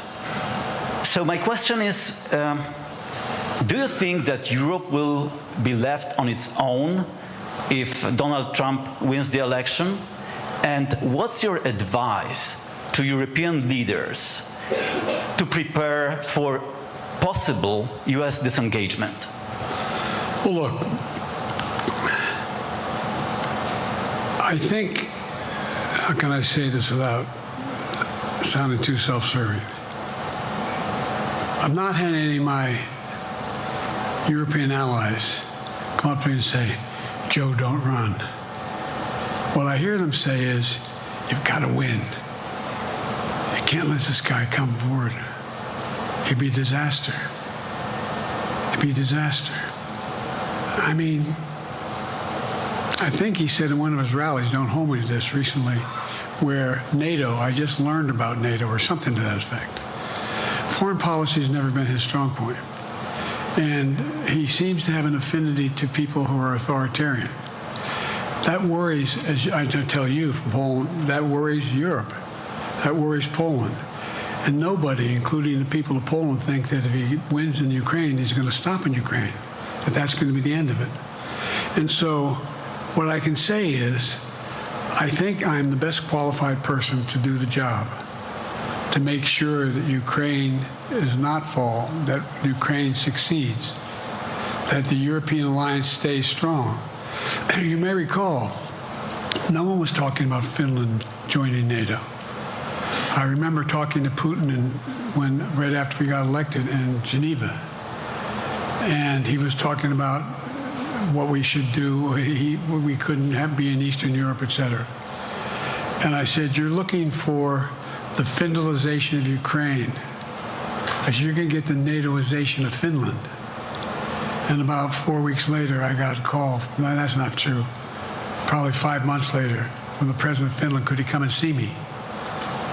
Because in my office, I invited him to the Oval Office. We sat down and talked. He said he wanted to join NATO. Could I help? And I did. It wasn't automatic. And then I got a call from the Swedes. I beg your pardon?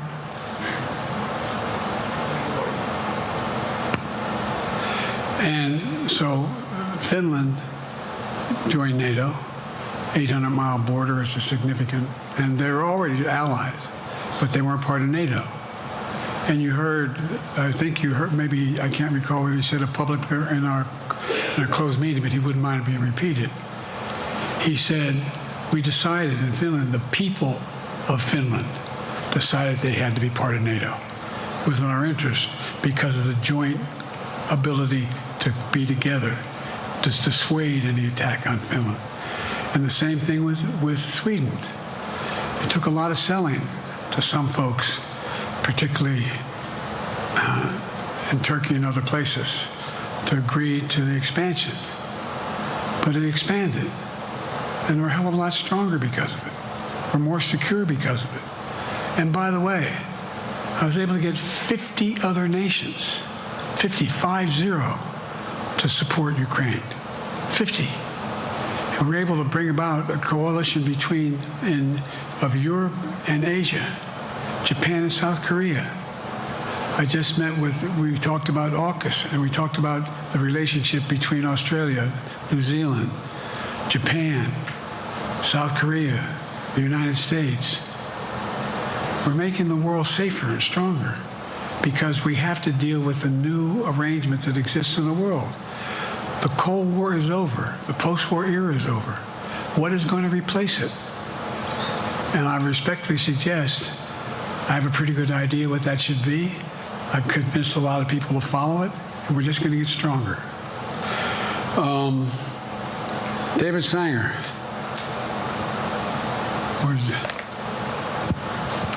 Thank you, Mr. President. Be nice, David. Mr. President, the NATO declaration that was issued yesterday was very notable because it described China as a decisive enabler of the war in Ukraine for its provision of critical goods to the Russians. That's part of a broader partnership that seems to have cemented in place in the past 2 or 3 years. I think one that you were a little bit doubtful of when we asked you about it some time ago. So I'd be interested to know whether you have a strategy now of trying to interrupt the partnership between China and Russia, and whether or not in a second term you would pursue that, if you could describe that strategy to us.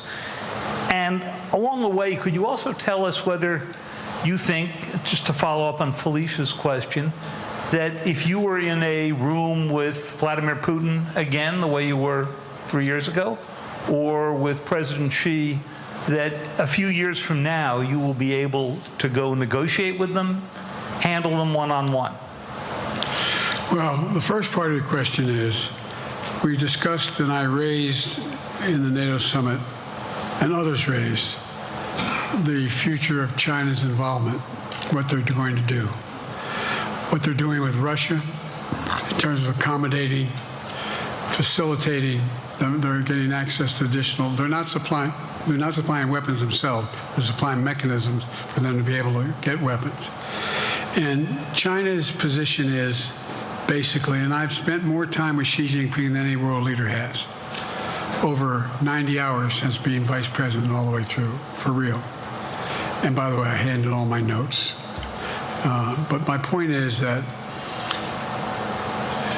Xi believes that China is a large enough market that they can entice any country, including European countries, to invest there in return for commitments from Europe to do A, B, C, or D, or not to do certain things.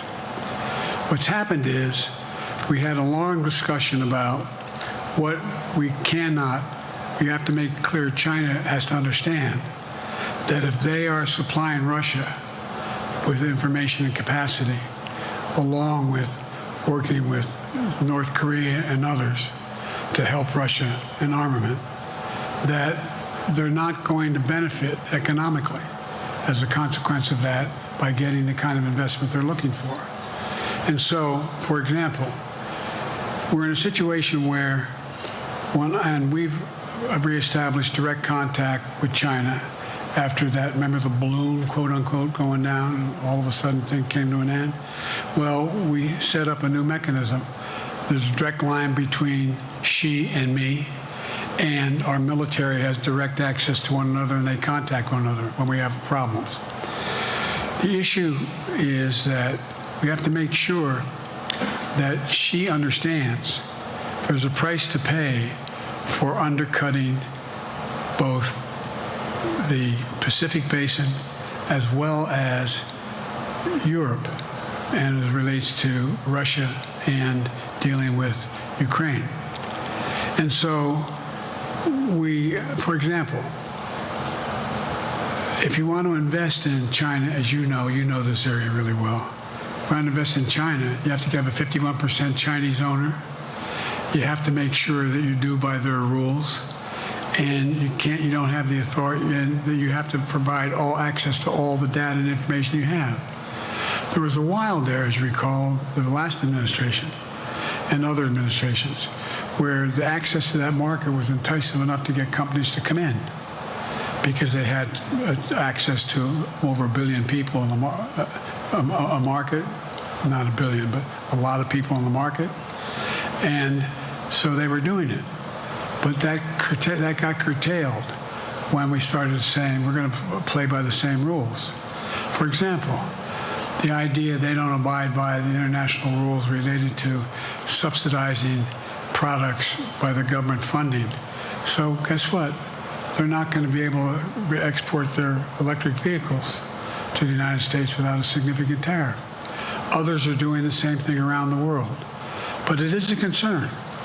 It is a concern that you have both China,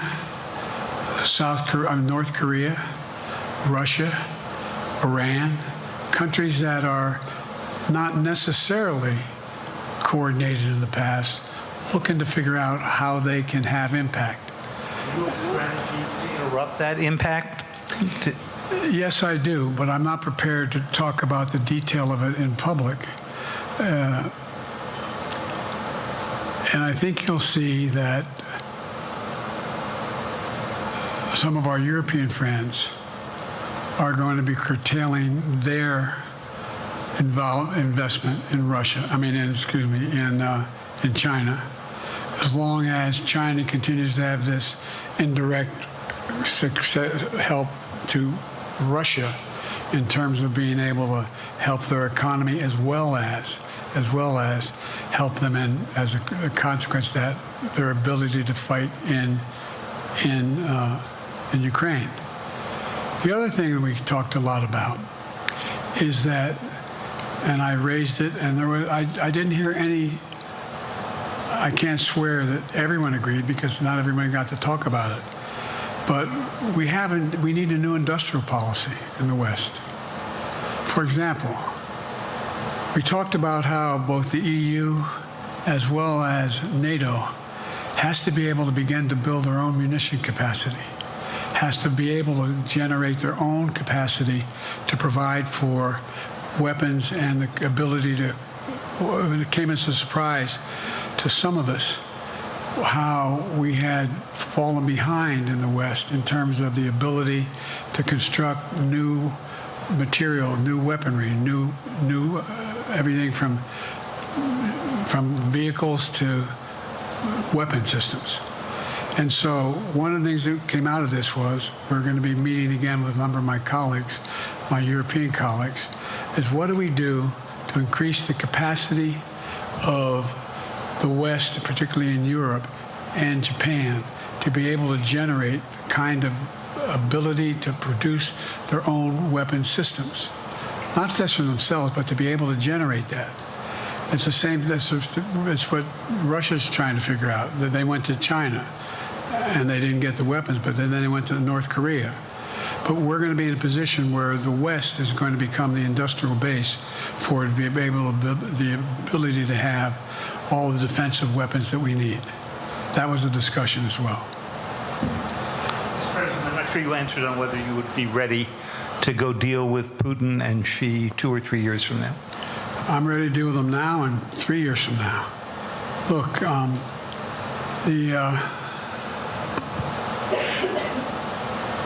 like I said, I'm dealing with Xi right now and direct contact with him. I have no good reason to talk to Putin right now. There's not much that he is prepared to do in terms of accommodating any change in his behavior. But there isn't any world leader I'm not prepared to deal with. But I understand the generic point is Putin ready to talk? I'm not ready to talk to Putin unless Putin's ready to change his behavior. And the idea, look,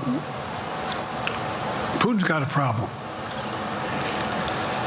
First of all, in this war that he is supposedly have won, and by the way, I think, don't hold me to the exact number, but I think that Russia had 17.3% of Ukraine that they've conquered. Now it's 17.4. I mean, in terms of percentage of territory. They've not been very successful. They've caused horrible damage and loss of life, but they've also lost over 350,000 troops, military, killed or wounded. They have over 1 million people, particularly young people with technical capability, leaving Russia because they see no future there. They've got a problem. But what they do have control of is they are very good at controlling and running the public outcry that relates to how they use mechanisms to communicate with people. They lie like hell through the constituencies. They lie like hell about what's going on. And so the idea that we're going to be able to fundamentally change Russia in the near term is not likely. But one thing for certain, If we allow Russia to succeed in Ukraine, they're not stopping in Ukraine. I recommend, I know you know this because you've written about it, read Putin's speech after they moved in, what it was all about in Kyiv. It wasn't about just, anyway, read what his objective is. And anyway, but so I think that I'm prepared to talk to any leader who wants to talk, including if Putin called me and wanted to talk. Last time I talked to Putin was trying to get him to work on an arms control agreement related to nuclear weapons in space. That didn't go very far. So my point is, I'm prepared to talk to anybody, but I don't see any inclination. There is an inclination on the part of the Chinese to keep in contact with me because they're not sure where this all goes. And look what's happened in Asia. We have strengthened the Asian Pacific area more than anyone else has.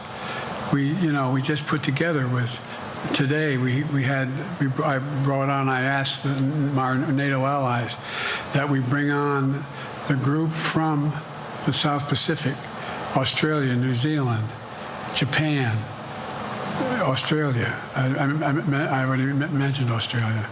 And I met twice now, I think, with the 14 leaders of the Pacific Island nations. And we've slowed down what's going on there. We've slowed down China's reach. But there's a lot of work to do. This is a moving target, and I don't take it lightly. Assam from NPR. Thank you, Mr. President. Asma Khalid with NPR. I have two questions. Earlier, you spoke about the ceasefire plan between Israel and Hamas. We're now looking at 10 months of war, and I'm curious if there's anything that you feel personally you wish you would have done differently over the course of the war. And then secondly, if I may, I wanted to ask you about your presidential campaign. I remember covering your campaign in 2020, and there was a moment where you referred to yourself as a, quote, bridge candidacy, a transition to a younger generation of leaders. I want to understand what changed. Two things. Let's go back to when you talked about would I have changed anything that's happening with Israel and the Palestinians and the Palestinian movement. The answer is, as you recall, from the very beginning, I went to Israel, but I also got immediate contact with al-Sisi in Egypt. I met with the King of Jordan. I met with most of the Arab leaders to try to get a consensus going as to what had to be done to deal with getting more aid and food and medicine into the Gaza Strip. And we pushed it really hard. And Israel occasionally was less than cooperative, number one. The Israeli War Cabinet, I've been dealing with Israel since Golda Meir. Some of the reporters around here come here all the time have heard me say this. The first time I met with Golda Meir, I sat across from her at her desk, and her assistant was Rabin sitting next to me. That's how far back I go. I know Israel well, and I support Israel. But this war cabinet is one of the most conservative war cabinets in the history of Israel. And there's no ultimate answer other than a two-state solution here. And so what was able to be done in terms of the plan I put together was it would be a process for a two-state solution. And we get the Arab nations to, particularly from Egypt all the way to Saudi Arabia, to be in a position where they would cooperate in the transition so that they could keep the peace in Gaza without Israeli forces staying in Gaza. The question has been from the beginning, what's the day after in Gaza? And the day after in Gaza has to be, the end of the day after has to be no occupation by Israel on the Gaza Strip, as well as the ability for us to get in and out as rapidly as you can, all that's needed there. I've been disappointed that some of the things that I've put forward have not succeeded as well, like the port reattached from Cyprus. I was hopeful that would be more successful. But that's why when I went to Israel immediately after the massacres that occurred at the hands of Hamas, the one thing I said to the Israelis, and I met with the War Cabinet and with Bibi, don't make the same mistake America made after bin Laden. There's no need to occupy anywhere. Go after the people who did the job. You may recall, I still get criticized for it, but I was totally opposed to the occupation and trying to unite Afghanistan. Once we got bin Laden, we should have moved on, because it was not in our. No one's ever going to unite that country. I've been over every inch of that, not every inch, the entirety from the poppy fields all the way to the north. I said, don't make the same mistake we made. Don't think that's what you should be doing, is doubling down. We'll help you find the bad guys, Sinwar and company. And all this criticism about I wouldn't provide when the weapons they needed. I'm not providing them 2,000-pound bombs. They cannot be used in Gaza or any populated area without causing great human tragedy and damage. But remember what happened when you had the attack on Israel with rockets and ballistic missiles. I was able to unite the Arab nations as well as Europe, and nothing happened. Nothing got hurt. It sent an incredible lesson to what was going on from the Middle East. So there's a lot of things, in retrospect, I wish I had been able to convince the Israelis to do. But the bottom line is we have a chance now. It's time to end this war. Doesn't mean walk away from going after Sinwar and Hamas. And if you notice, you know better than most, there is a growing dissatisfaction on the West Bank from the Palestinians about Hamas. Hamas is not popular now. And so there's a lot of moving parts. I just have to keep moving to make sure that we get as much done as we can toward a ceasefire, and get those. And by the way, look at the numbers in Israel. I mean, my numbers are better in Israel than they are here. But then again, they're better than a lot of other people here too. But anyway. Bridge candidacy in 2020. You referred to yourself as being a bridge candidate for a younger, fresher generation of Democratic leaders, and I wanted to know what changed. What changed was the gravity of the situation I inherited in terms of the economy, our foreign policy, and domestic division. And I think, I won't put words in anybody's mouth, most presidential historians give me credit for having accomplished more than most any president since Johnson and maybe before that to get major pieces of legislation passed. And what I realized was my long time in the Senate had equipped me to have the wisdom to know how to deal with the Congress to get things done. We got more major legislation passed that no one thought would happen. And I want to finish it, to get that finished. If tomorrow, if we had a circumstance where there was a lineup and I hadn't inherited what I did and we just moved things along, anyway, it's going to change. Last question. Haley Bull, Scripps. Or no, Josh Weingrove, I'm sorry, was the next one. I'll do 2 more questions. Thank you, Mr. President. Many of your colleagues, Democrats on the Hill, are watching tonight as they assess what they want to say about your candidacy. I'm wondering how you're thinking of this right now. It seems like your answer is clear, but they're watching how things go tonight, tomorrow in Michigan, next week in Texas and Nevada. Are you thinking that way about how the next week or 2 goes would inform you? Am I using that way, you said? Are you thinking that way about how the next 2 weeks go? Will that affect your decision, or are you fully determined on running in November as the party's nominee? I'm determined on running, but I think it's important that I allay fears by let them see me out there. Let me see them out. For the longest time it was, Biden's not prepared to sit with us unscripted. Biden's not prepared to, anyway. And so what I'm doing is, and I've been doing, I think we've done over 20 major events, from Wisconsin to North Carolina to demonstrate that I'm going out in the areas where we think we can win, where we can persuade people to move our way, or people are already there. And here, look, the other thing is, we have the most extensive campaign organization of anybody's had in a long, long time. We have well over 1,000 volunteers knocking on doors, making phone calls, making tens of thousands of phone calls. We have headquarters, I forget exactly how many, I don't want to cite a number and then find out I'm off, but we have scores of headquarters in all the toss-up states. We're organized, we're moving, and that's awful hard to replace in the near term. And so, and here's the other thing. I was in the Senate a long time. Very proud of what I've done in the Senate. I was chairman of the Foreign Relations Committee for a long time, and I was chairman or ranking member and chairman of the Judiciary Committee. I'm going to be going down to the Johnson Library.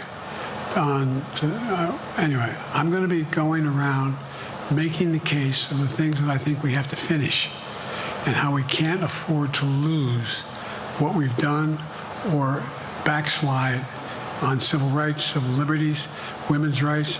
There's that little button we have. Control guns, not girls. I mean, the idea we're sitting around, this is where Kamala's so good as well. We're sitting around, more children are killed by a bullet than any other cause of death. The United States of America. What the hell are we doing? What are we doing? We got a candidate saying, promise the NRA, don't worry, I'm not going to do anything. I'm not going to do anything. You got a Supreme Court that is what you might call the most conservative court in American history. This is ridiculous. There's so much we can do still, and I'm determined to get it done. It's about freedom. And by the way, I'll end this. Well, I'm not going to do that. Haley has to come up too. But I remember I made a speech on democracy in Philadelphia at Independence Hall. And I'm not being critical, just observing. The bulk of the press said, what the hell is he talking about that for? Democracy. You did. Democracy is not an issue. Democracy is not an issue. Except the polling data showed 60% of the people knew I was right, thought I was right. I'm not asking you a question. You don't have to answer, obviously. But do you think our democracy is under siege based on this court? Do you think democracy is under siege based on Project 2025? Do you think he means what he says when he says he's going to do away with the civil service, eliminate the Department of Education, make sure, I mean, we've never been here before. And that's the other reason why you say, hand off to another generation. I've got to finish this job. I've got to finish this job because there's so much at stake. We've had some discussions over the past few days with your press secretary about the question of health exams. And you said you take a cognitive test every day in this job. Are you open to taking another physical or test before the election? Governor Whitmer of Michigan, for instance, said it wouldn't hurt to take a test. Well, look, two things. One, I've taken 3 significant and intense neurological exams by a neurologist. In each case, as recently as February. And they say I'm in good shape, okay? Although I do have a little problem with my left foot because it's not as sensitive because I broke my foot and didn't wear the boot. But I'm good. I'm tested every single day about my neurological capacity to do decisions I make every day. You talk to my staff, all of you talk to my staff. Sometimes my staff talks a lot. But the fact of the matter is, I don't think you have them telling you that all the major ideas we've undertaken haven't been in part initiated by me. I remember with the staff, and I said, I'm going to go to South Korea. We're going to get the chip. What are you doing? I'm going to get Japan and Korea back together again after essentially having hostilities toward one another since the end of World War II. I'm going to move and see that we can expand it.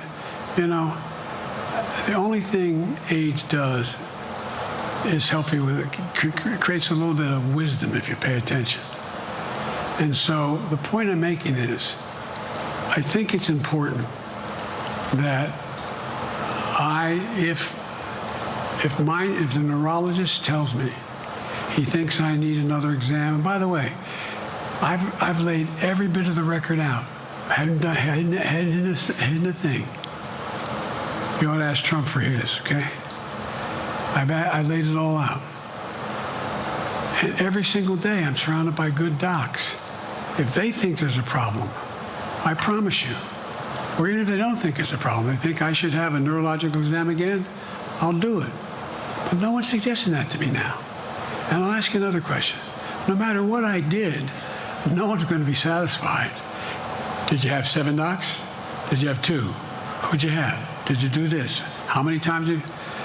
So I am not opposed if my doctors tell me I should have another neurological exam, I'll do it.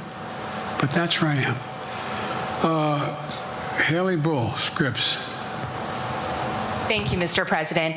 You said you're making decisions on a day-to-day basis when it comes to support for Ukraine. Does that mean you have not closed the door on further considering lifting restrictions for U.S.-made weapons inside Russia? And if I may, your convention is coming up where your delegates are pledged to make you the official nominee. If they have second thoughts, are they free to vote their conscience? Obviously, they're free to do whatever they want, but I get overwhelming support. Overwhelming support. I won, I forget how many votes I won in the primary. Overwhelming. And so tomorrow, if all of a sudden I show up at the convention, everybody says, we want somebody else, that's the democratic process. It's not going to happen. Even if that means they vote for someone else? Sure. Look, I'll end this with this. I served in the Senate a long time. I understand the impetus of candidates running for local office and whether they think the top of it can help them or not. In my state of Delaware, which was a very, at least it was a red state when I started, in terms of where you now talk red and blue.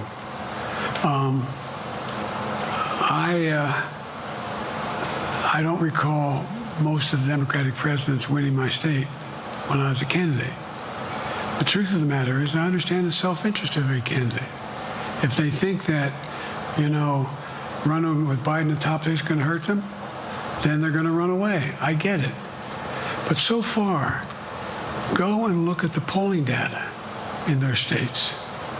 Look at the in-depth, and by the way, I think you'd all acknowledge, and you're all experts, I'm not being solicitous about the president, you're experts on this stuff. How accurate does anybody think the polls are these days? I can give you a series of polls where you have likely voters, me versus Trump, where I win all the time. When the unlikely voters vote, he wins sometimes. The bottom line is all the polling data right now, which I think is premature because the campaign really hasn't even started. I mean, it hadn't started in earnest yet. Most of the time, it doesn't start till after September, after Labor Day. So a lot can happen. But I think I'm the best I believe I'm the best qualified to govern. And I think I'm the best qualified to win. But there are other people who could beat Trump too. But it's awful start from scratch. And, we talk about, money raised. We're not doing bad. We got about $220 million in the bank. We're doing well. So with that, you have want to follow up on any of that you just asked me? Yes. You earlier explained confidence in your vice president. Yes. If your team came back and showed you data that she would fare better against former President Donald Trump, would you reconsider your decision to stay in the race? No, unless they came back and said, there's no way you can win. Me. No one's saying that. No poll says that. Mr. President, okay. this ends tonight's press conference. Thanks, everybody.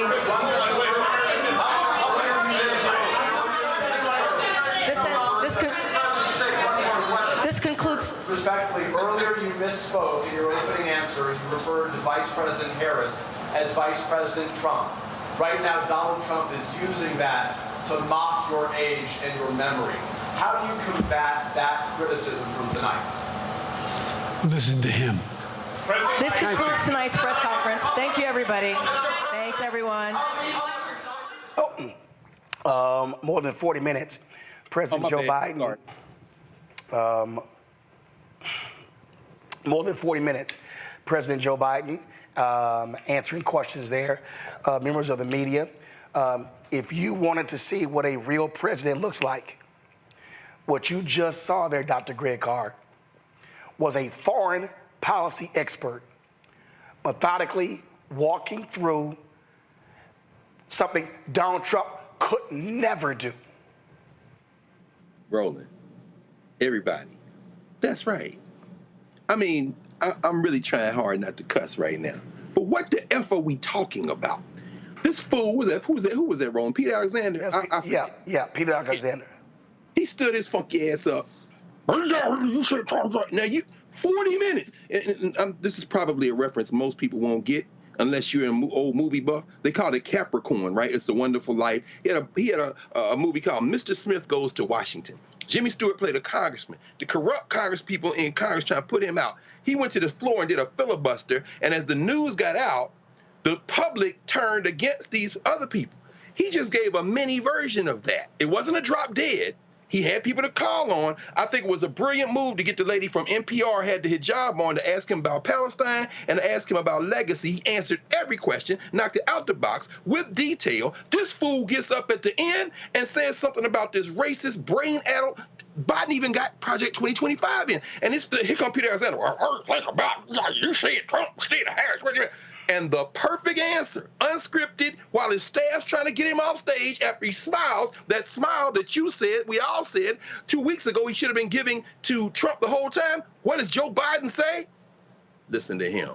And walks out, drops the mic. Anybody, look, if you know something Axelrod or Pluff, if you know something Chocolate Wonder Obama, if you know something James Carville, if you know something Movie Boys, Reiner and George Clooney, if you know something Big Gretch, if you know something Gavin Newsom about Joe Biden's health or something that we don't know, it's time to talk. Other than that, shut the fuck up, Nancy Pelosi, all of y'all, be quiet, because we're not listening anyway, but y'all gonna stop this bullshit. And if you keep it going after tonight, then we know that you're not only dishonest, you're against us too.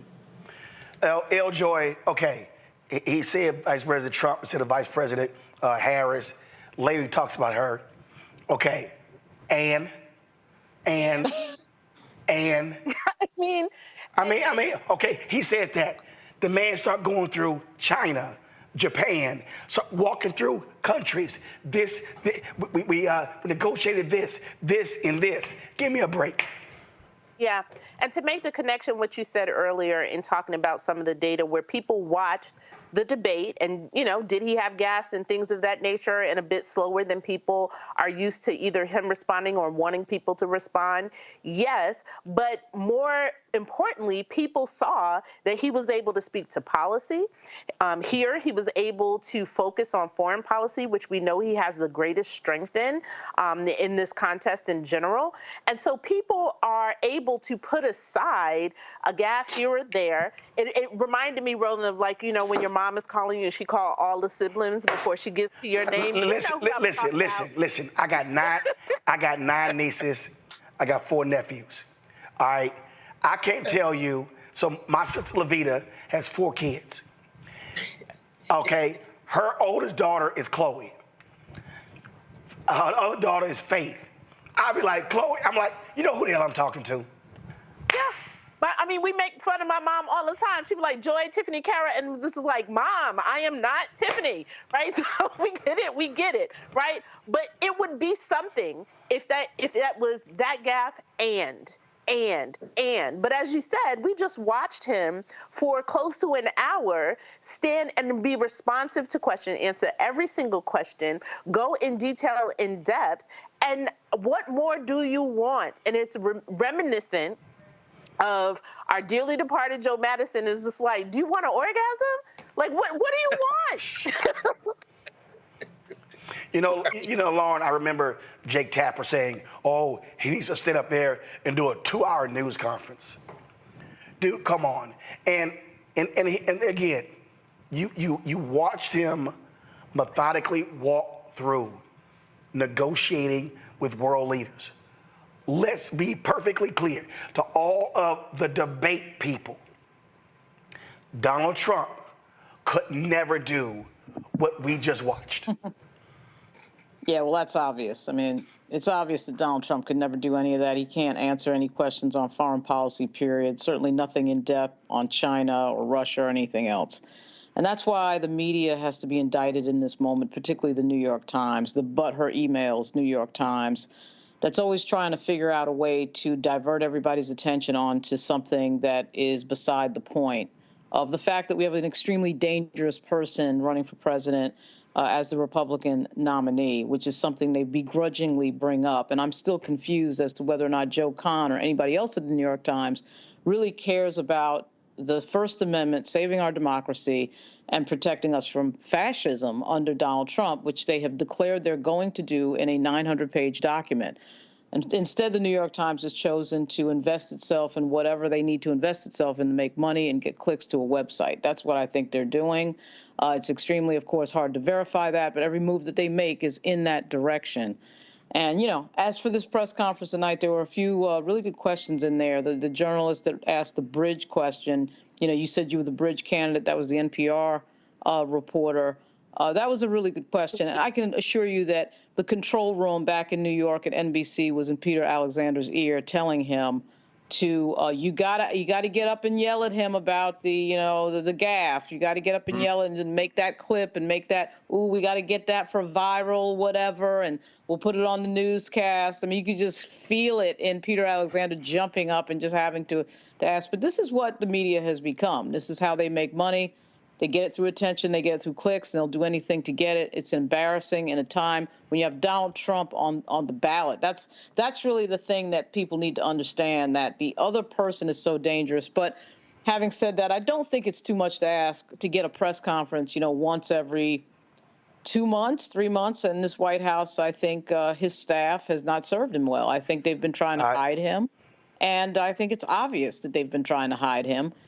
We understand why that is, but if you're going to do it with your full chest. Hide him. Absolutely, actually do hide him, and don't say anything. But they're trying to sort of pretend and have it both ways, and you can't do that. I thought, Joy, first of all, you saw when guns came up, there was a second wind. Yeah. And that his whole tone changed. Yeah. Yeah, and he's doing something. He did something in this press conference that, I just said before that we need to do on the ground. He talked about his record and what he has done. He also talked about what's at stake, right? What we need to vote against. And then he also talked about what we still have left to do. Right? He talked about his passion came through, not only in talking about gun violence, but also talking about regulating guns and not girls, right? He talked about that as well. And so he is staying on his message.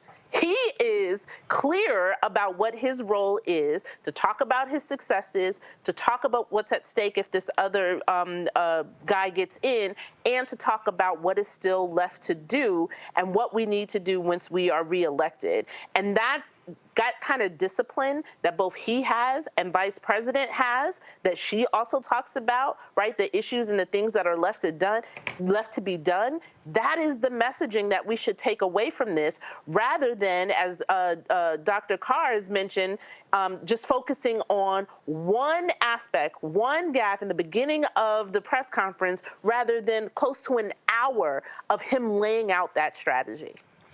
He also, which I thought was important, the economic issues. But Greg, Lauren just said something, and this is why I think it's important. And I tweeted this, and I texted to some people. The reason this was the perfect news conference is because foreign policy reporters are not performative. That's right. What Lauren said about Peter Alexander, that's White House correspondents. They're performative. And so had he done this in a White House news conference, you would have 30 people trying to go viral. You would have networks wanting to compete with the gotcha question. But you had people who asked questions about Poland, Xi in China. That's right. Russia, Japan. Those were, that to me was the difference. That's right. That was the huge difference, Roland. One of them. You know, it's no secret that many of us have deep policy differences with the Republican Party, particularly around foreign policy, probably everybody right here. But that's another day's fight. What Biden did, and you know, there'll be all kind of speculation. Maybe they'll release why it started late, but he didn't go back to the White House. He stayed right down the street from where you're sitting right now at the Walter Washington Convention Center where NATO was being held. He was on a NATO stage, that international backdrop.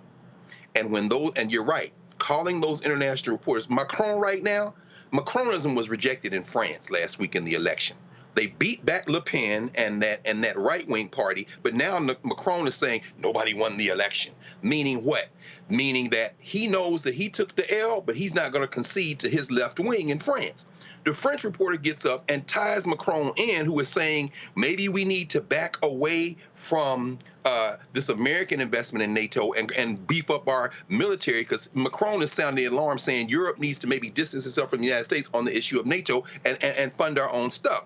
I'm saying that because Financial Times reported today that there were people from some of these European countries who met with some former White House staffers under Trump, trying to hedge their bets in case Trump gets back in. Notice he called a reporter from the Financial Times. What you have put your finger on now is absolutely the strategy that he had. One of them, he put the international community on notice to back them off, because God knows that the four corners of the United States continent are not where the conversation ends. These people are on the phones all over the place.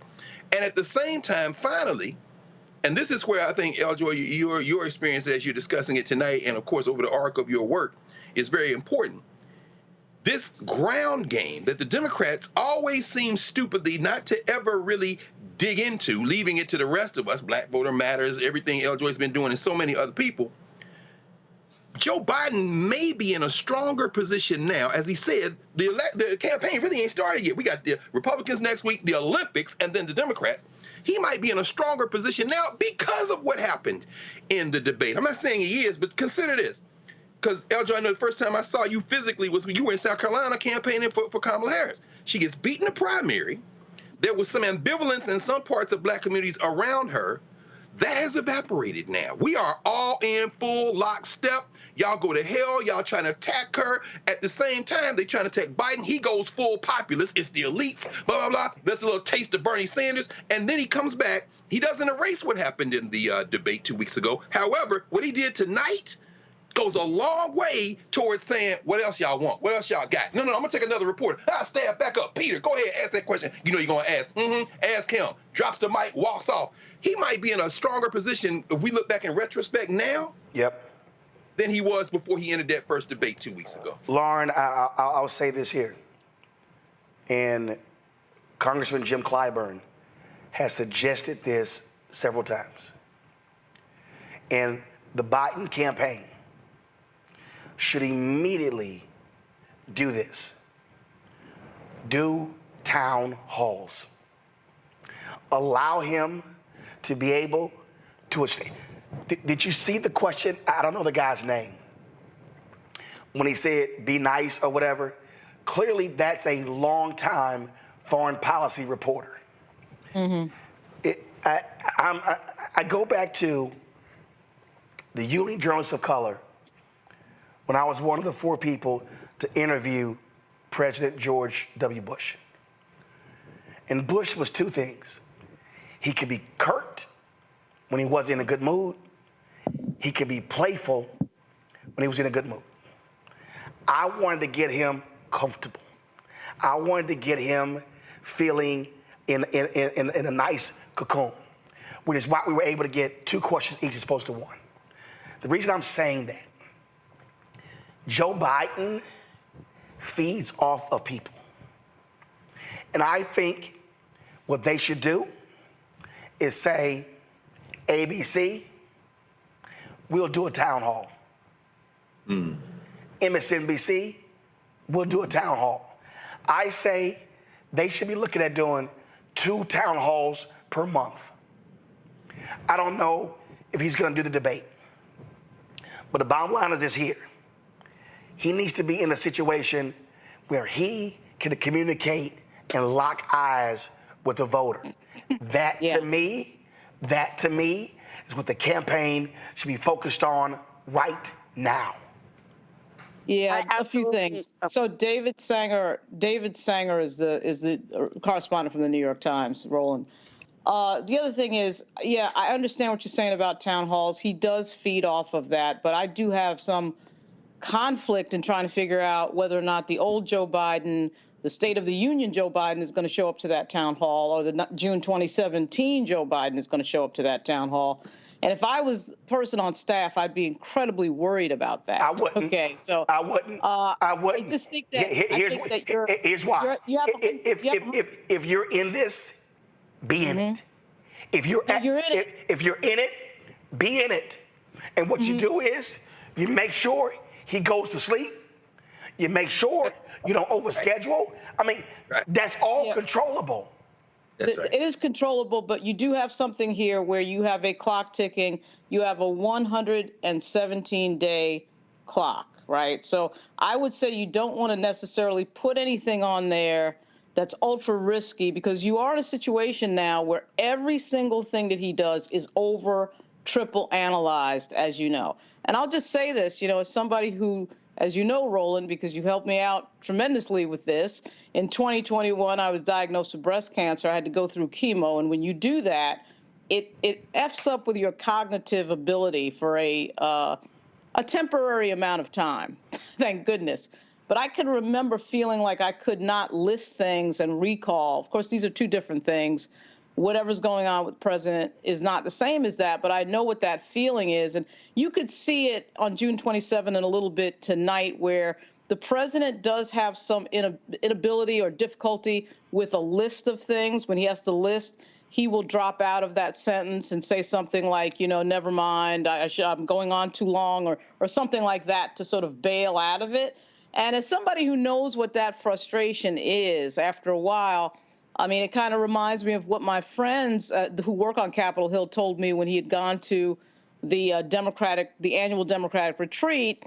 He had to have cue cards for that, which, by the way, I don't think there's any shame in any of that. This is the President of the United States. You have so many things on your plate. Fine. But Roland, he is under that microscope. So when you set up a big stage type event, a town hall, something like that, it's sort of a situation where after that June 27th thing, I mean, you see what happened. We're still talking about this. If you had said to me 2 weeks ago, Roland, we were on the show, that we would be talking about this thing 14 days later, there is no way I would have believed that. And we're talking about it. Now this media is in this sort of, and we've seen it before, they're in this sort of rabid phase of everything that he does has got to be overanalyzed. And I think it's just difficult. And you got to win for 117 days. You got to figure out what that is. You've got to be all in, but I think you have to be careful about what events you pick. Here's the deal, Joy. You don't have to win 117 days. You know what you got to win? The next day. And then the next day. And then the next day. And then the next day. See, here's why. If he is going to stay in, his campaign has got to take risk. But you play to a person's strengths. So what you do is you say, you know what? I'm going to do a town hall with seniors. I'm going to do a town hall with young voters. I'm going to do a town hall with, single mothers. I don't know. But the bottom line is this here. You want to put your guy in a position to where he can show his empathy. His voice is not as strong. Yeah. His voice is stronger than mine right now. His voice is not as strong. So what you do is you let Vice President Harris be the barracuda, be the prosecutor. Let her do that. You let him, that empathy, that emotion with the voter, that's how you use him. Yeah.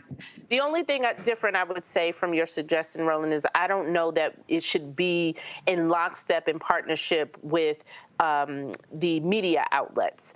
I think there would be a certain story of the campaign taking their message to those swing states and those swing districts and to the people, and going to somebody's, Baptist church, and I'm going to do a town hall, right? And if ABC happens to come along, that's fine, right? Like that's, like you could be the media partner, but I'm taking my position in terms of to the people. I understand that, but here's the reality. The reality is you've got to have the guaranteed eyeballs. I totally understand your point, but the reality is, we know how media is. Listen, there have been campaign events that he's done that didn't get lots of coverage, and so at some point you do have to sort of guarantee that you have that media platform. Now, maybe what you do is, and because remember when YouTube had a bunch of their folks with the White House, maybe what you do is you say, I'm gonna do one with YouTube. Yeah. See, again, but there has to be a media component because you gotta have those eyeballs. Yeah. And I think the next call, besides having him, as you mentioned, being able to show his empathy, and which is one of the things that I thought was the greatest problem with the debate, right? I think both of the candidates feed off of the energy of an audience, and it would be detrimental to Biden in general without, whatever his performance was. The other thing is people have to pick the surrogates, the donors, everybody got to pick up the phone and be like, look, he is all in. You saw his response on this, and everybody needs to get on the phone. And the detractors and the people drafting statements of concern and all that stuff have to be shut that ish down. This is what we're doing. This is our nominee. Like, people need to call around, same as people calling and texting and doing secret squirrel things. People need to call and text and strong arm people and be like, shut that ish down.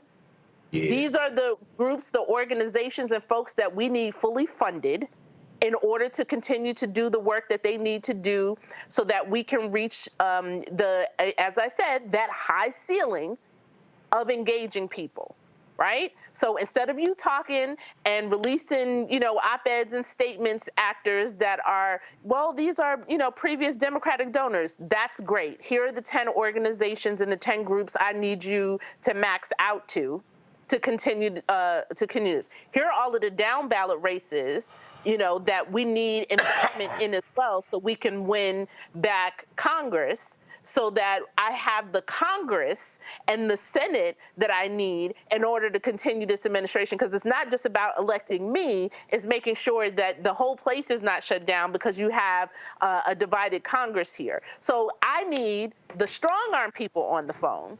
And if you need to pass me some numbers, I don't care. I don't know, respect the person.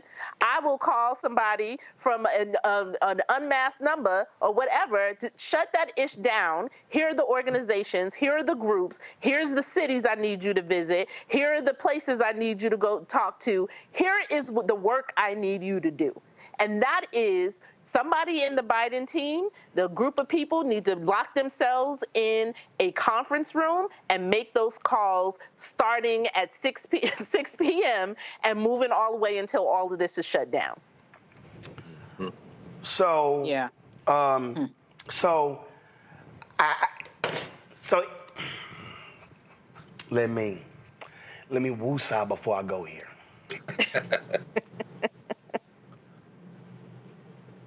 David Axelrod sent this tweet out, Greg. If what he said at the end of his presser is true, it sounds like Biden's team has not been very candid with him about what the data is showing. The age issue is a huge and potentially insurmountable concern, and his odds of victory are very, very slim.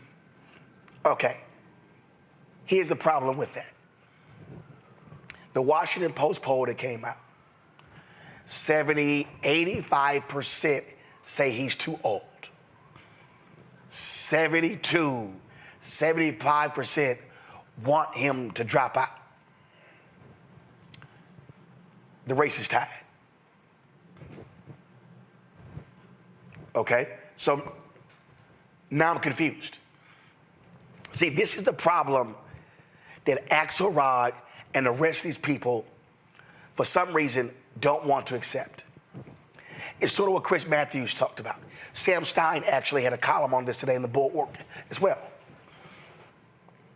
I'm sitting here going, Roland, is Biden too old? Yes.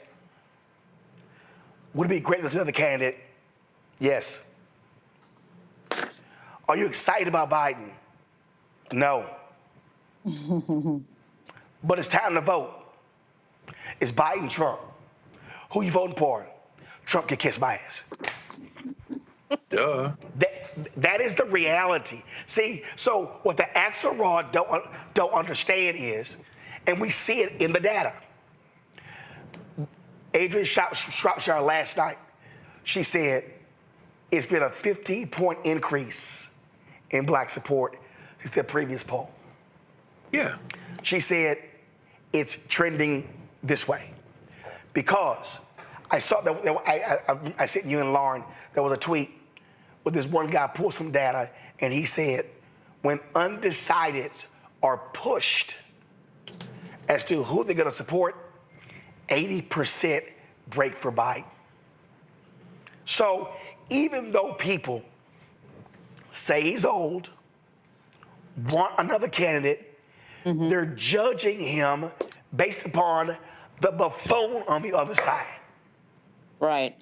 Absolutely. Absolutely. You know, there's a saying. Lauren, Greg, go ahead.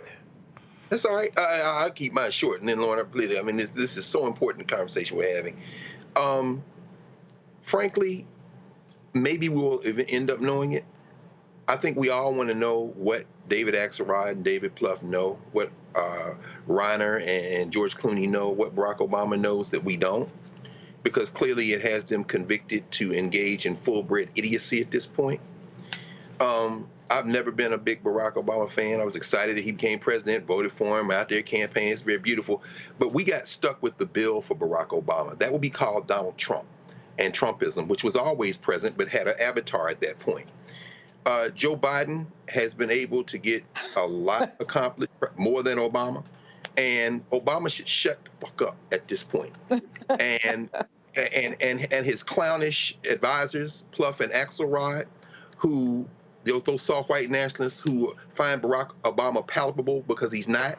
Hopefully, Wes Moore is who people thought Barack Obama was, because Barack Obama is definitely not that guy, although he can dap up basketball players going to the Olympics and all that kind of thing. But let's be very clear about this at this point.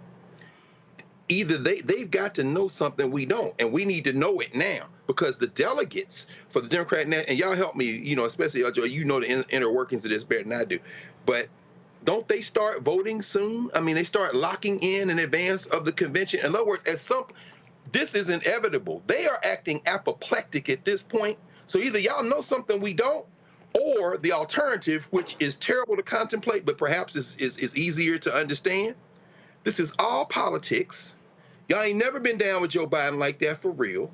Y'all don't like Kamala Harris, and you scared of Wes Moore, whatever happens next. And the people you closer to, Barry, I'm talking about maybe it's the governor of Michigan, maybe it's your friend in California. You don't want them boxed out because black people may be getting ready to run out of Boston over the next 20 years in terms of the presidency. You're willing to risk all of our stuff, and we still didn't get the things you was running around talking about hope and change for in 2008. But you want to get your finger out the pie and get your funky minders out the pie too.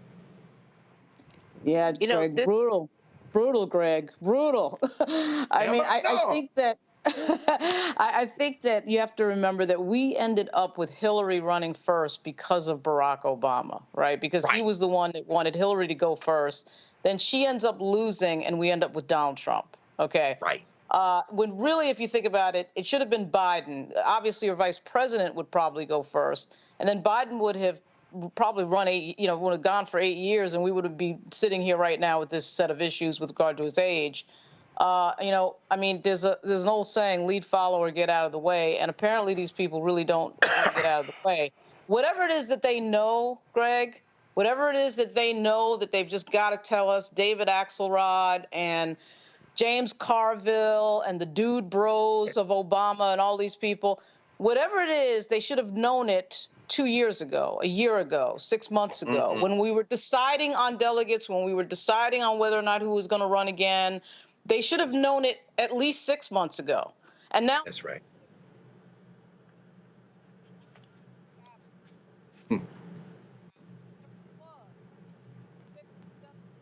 We lost Lauren. Okay. Yeah. But Lauren, we lost your mic. Lauren, your mic just went out. Can't hear you, Lauren. Yeah, your mic just went out.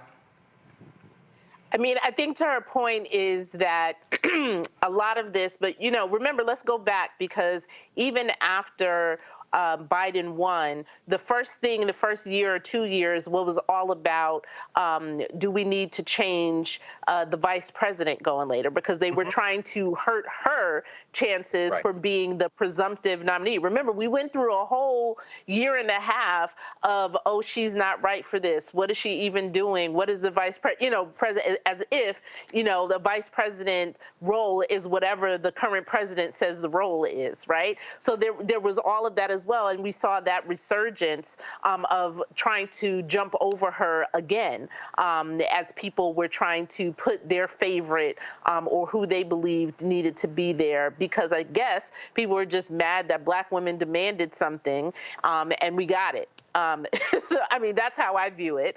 And so now, as we move forward, we've talked about this in the beginning, the complicated process. And it's not just about, as you said, Roland, how does the infrastructure and the money and everything move, but it's also, which we never ever get to talk about in presidential election cycles, is the stronghold that the two dominant parties have on ballot access for presidency in general, and which is the reason why we are at a point where there can't be an independent, candidate or anything like that, because the ballot access for a candidate to actually get on the ballot in all of the states and territories is so convoluted. There couldn't be somebody who actually fit in that position, right? So there is too much, not only at stake, but none of these people that are supposedly have an alternative, which they haven't named, also don't have a detail on the process of how they will get this done. And so you mean to tell me that you see a way in, 115 days, 117 days, that you can get a new candidate on all of the ballots in every state and territory, but not only introduce this candidate to all of the potential voters and get people to turn out and get them to have positions and policy and everything in order for them to win in 117 days? Stop playing in our face. We don't have time for this. They're just talking. Lauren, go ahead and finish your point before your mic cut out. I just think that they're just talking. I think Obama's dude bros and David Axelrod and all of these people, James Carville, who's supposed to be some genius. I mean, if you're a genius, then why didn't you figure out the candidate was going to be 81 when this campaign started? So, I mean, I'm not sure. They don't, to tell Joyce's point, it's like they don't have a plan. This is just them thrashing on TV. There's nothing here other than talking. That's it. They don't have to do the work. They don't have to do the legal work behind any of this. They don't have to knock the doors. So, I mean, with all due respect to Obama's dude bros, I don't think they know what they're talking about. Frankly, I really don't. I don't hear a plan. I just hear we have to get rid of the candidate that you were about to nominate next month. And then there's no plan B attached to it. Well, there's got to be a plan B attached to it.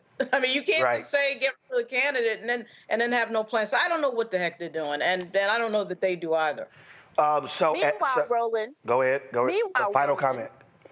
Yeah, meanwhile, again, we're wasting time on this when the RNC, when the Republicans have a whole voter suppression plan where they are recruiting people to be at poll sites and to make sure that they have people in order to invalidate votes and stuff. We have other things to do. Stop playing in our face and get to work. Yeah, that's right. That's right. At the end of the news conference, Joe Biden said, listen to him. Well, watch this. I think you should take a cognitive test like I did. I took a cognitive test and I aced it.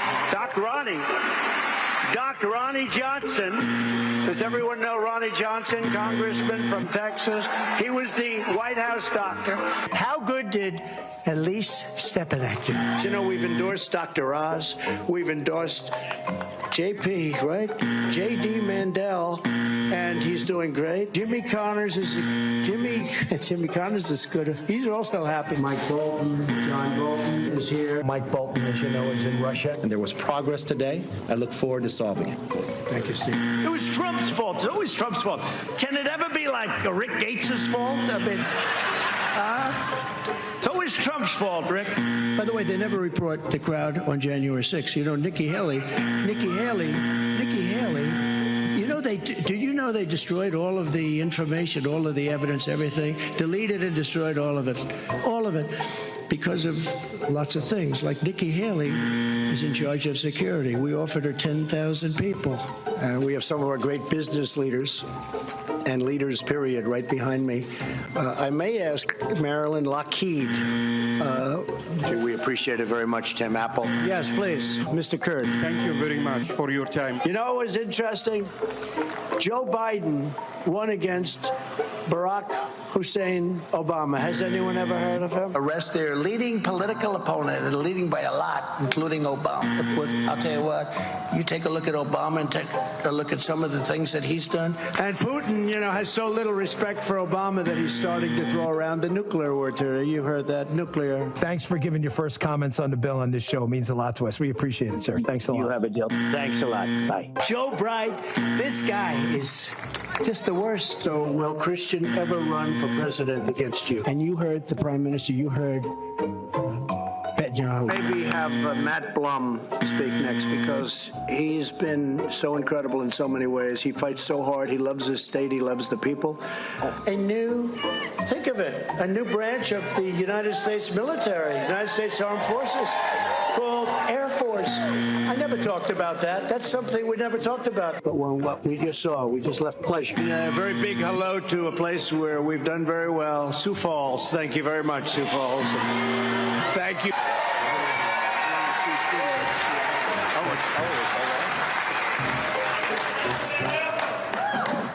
So, Sioux City, let me ask you, and the worst president in the history of our country who is cognitively impaired, we would be in World War II very quickly. The worst president in the history of our country will be a fading nightmare. He'll be a fading, I have fading memory. I think we can end on that note. Joy, Lauren, Greg, I appreciate y'all being on today's show. Christopher, Lurie as well, folks. That's it. I got to go rest my voice. Hopefully this is better tomorrow. Be sure to support us in what we do, y'all. Join the Breeding Funk Fan Club. So you're checking money order, P.O. Box 57196, Washington, D.C., 20037-0196. Cash App, $RM Unfiltered. PayPal, R Martin Unfiltered.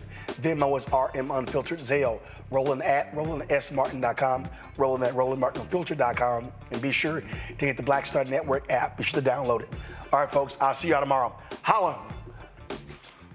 Black Star Network is here. Oh, no punch! I'm real revolutionary right now. Thank you for being the voice of Black America. All the momentum we have now, we have to keep this going. The video looks phenomenal. See, this difference between Black Star Network and black-owned media and something like CNN. You can't be black-owned media and be scared. It's time to be smart. Bring your eyeballs home. You dig?